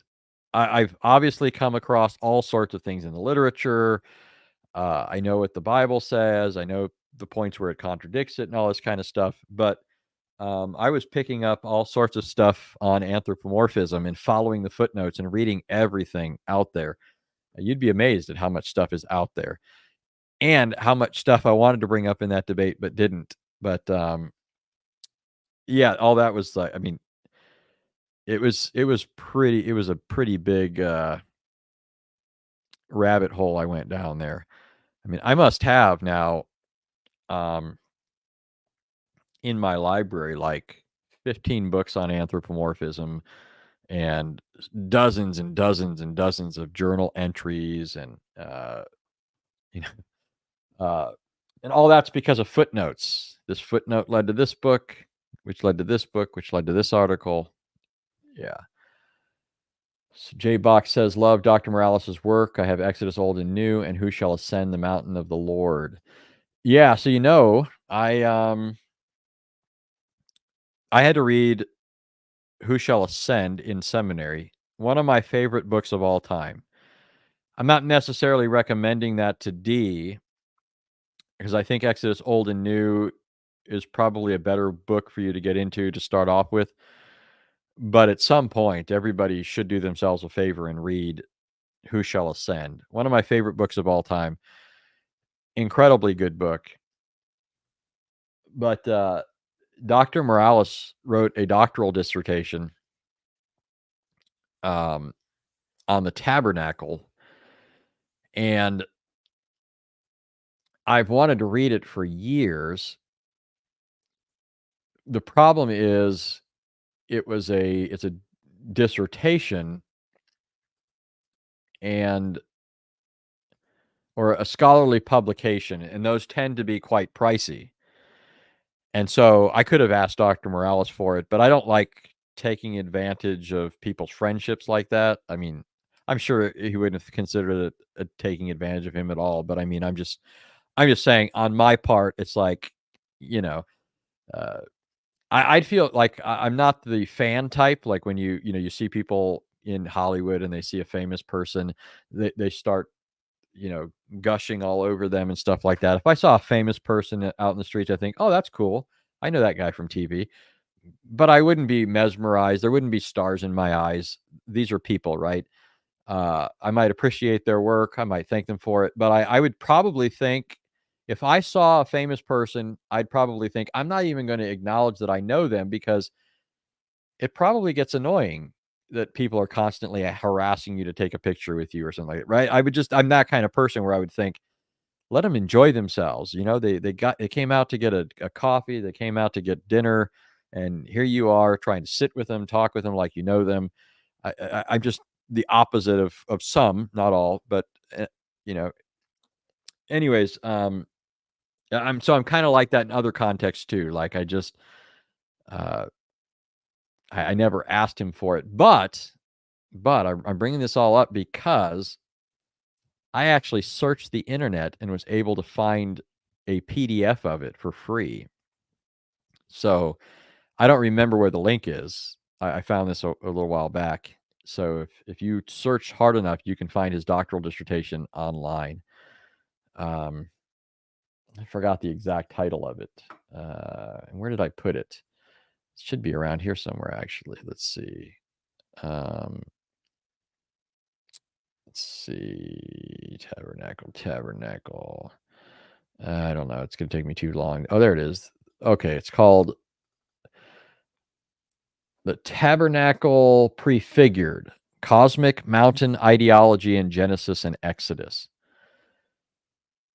So you can find that as well if you like Dr. Morales. All right, folks. Did I miss anything? Are you all going to let me go eat now? Or Ski Bro says Sean Griffin to heretic. Truth Defender says he'll eventually do a lecture on false deities. Sean Griffin gives Billy Carson's insanity a run for its money. So I don't know who Billy Carson is. I'm probably blessed not to know if it's worse than. Or wait, what did you say? Sean is worse than him? Oh boy, oy vey.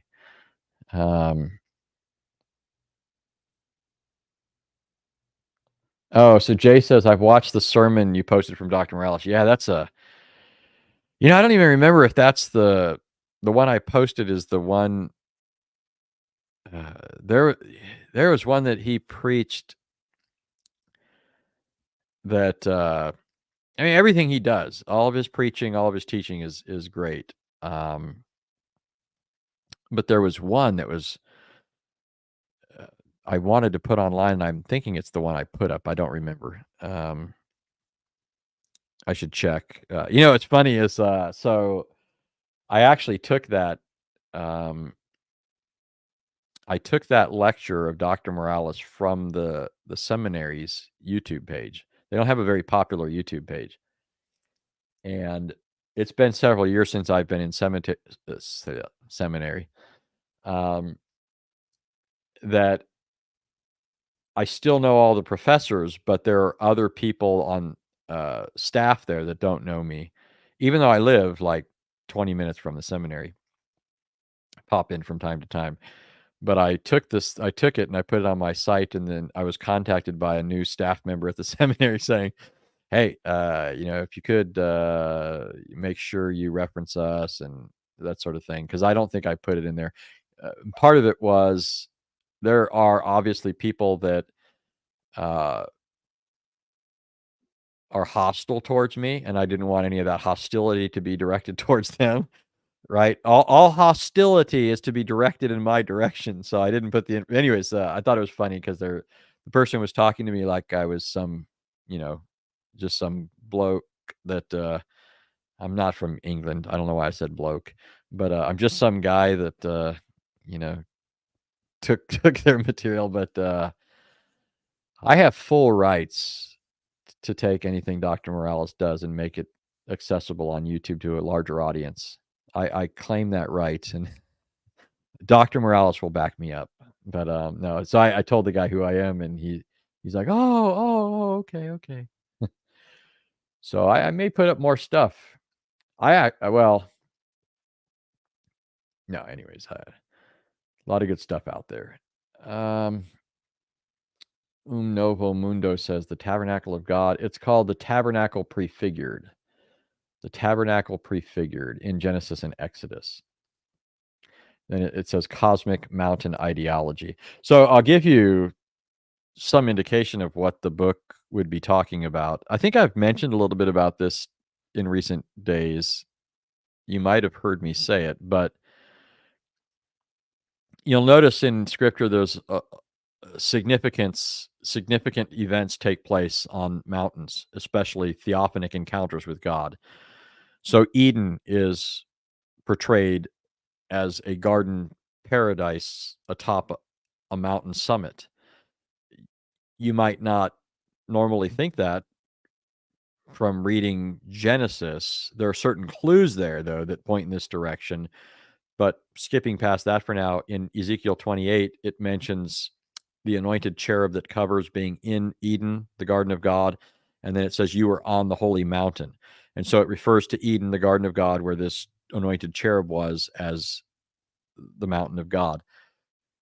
And then you've got in the Genesis account the 4 headwaters flowing down or out from Eden, which suggests, there's a decline, which again points in this mountain direction. Well, this is where God originally dwelt with man.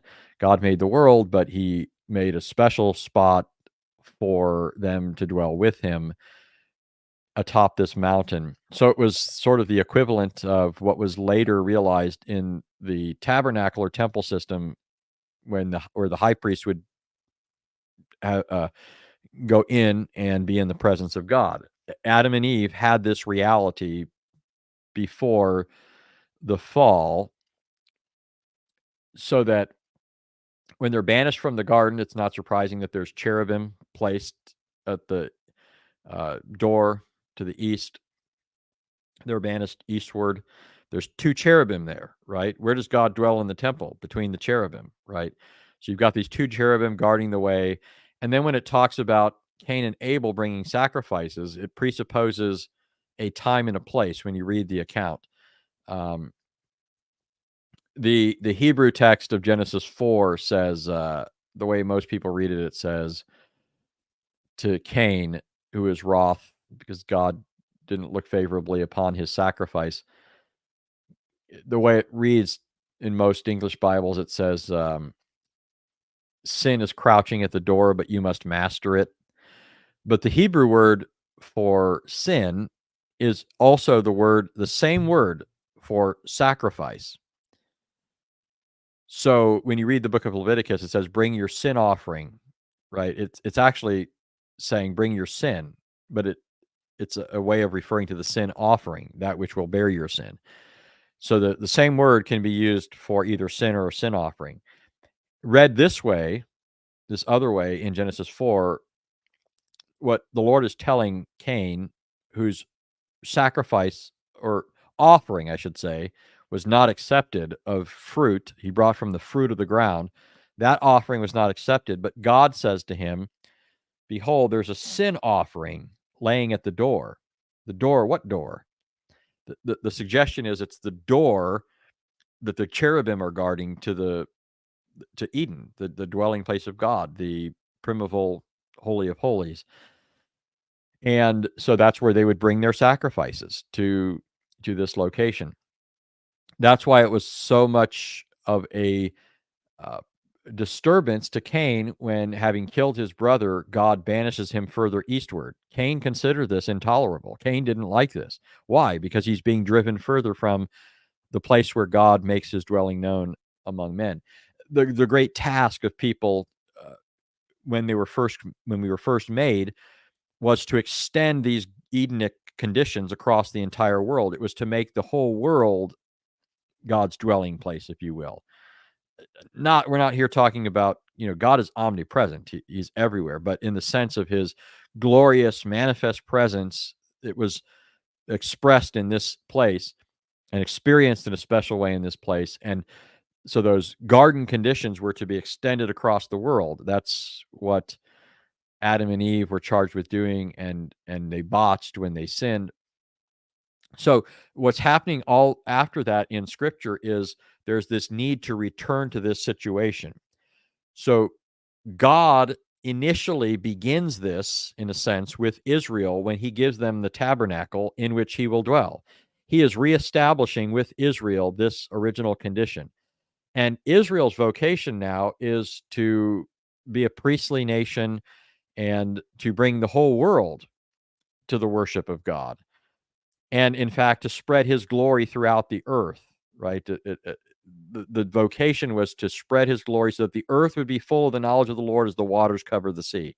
The whole earth was to be his holy of holies, but it was to be through man's, activity of increasing, multiplying. And so anyways, when you look at subsequent mountaintop experiences in Scripture, one of the most prominent is Sinai. Sinai is very interesting because at the base of the mountain, they were to make an altar. So there's an altar at the base of the mountain. The top of the mountain is where they met with God. And so it's the same situation as you have in Eden. But what's interesting is, and I'm skipping some things, there's other stuff that goes along with this, but if you take this mountain, you got the altar at the base of it, God dwelling in the cloud at the top of it, just like he dwelt in the cloud in the tabernacle and temple and the Holy of Holies. If you lay this down, it looks like the temple, because the way the temple was to be made is you had the altar out front, right? And then as you enter in, you go into the Holy of Holies, which is where God dwelt between the cherubim. And so, in effect, the tabernacle and temple are an architectural mountain. They're simply a architectural way of duplicating what God was doing with Moses on Sinai or Adam and Eve. And so Dr. Morales goes through stuff like this. There's just a slew of stuff that goes along with this. It's incredible stuff. It's really profound. There's one thing I'm chasing down that I'm excited to get to an end of it so I can teach it to you guys, but it's something that's been lurking in my own thinking for like 10 years that haven't been sufficiently I haven't considered myself sufficient to the task yet. So anyways, when that happens, I'll bring it all to you, but it all ties in with this. All right, folks, I've kept you here long enough. It is now 12:30. I need to get a little bit of food and then get ready. I have to preach in the morning, so I have to get some sleep. So I thank you all for being here. It is a blessing to serve you. It is a blessing to be a blessing to the extent that I am. I pray that the Lord will profit you, that he'll make what I've said go further than I could possibly make it go, that you'll improve upon it, that you'll take these things and increase your understanding of them and use them to benefit others. So I look forward to next time. I don't know when next time is. I don't think I've got a scheduled day yet, but I'll put it up on the site. So thank you all again. May the Lord bless you. May you all have a great Lord's Day tomorrow.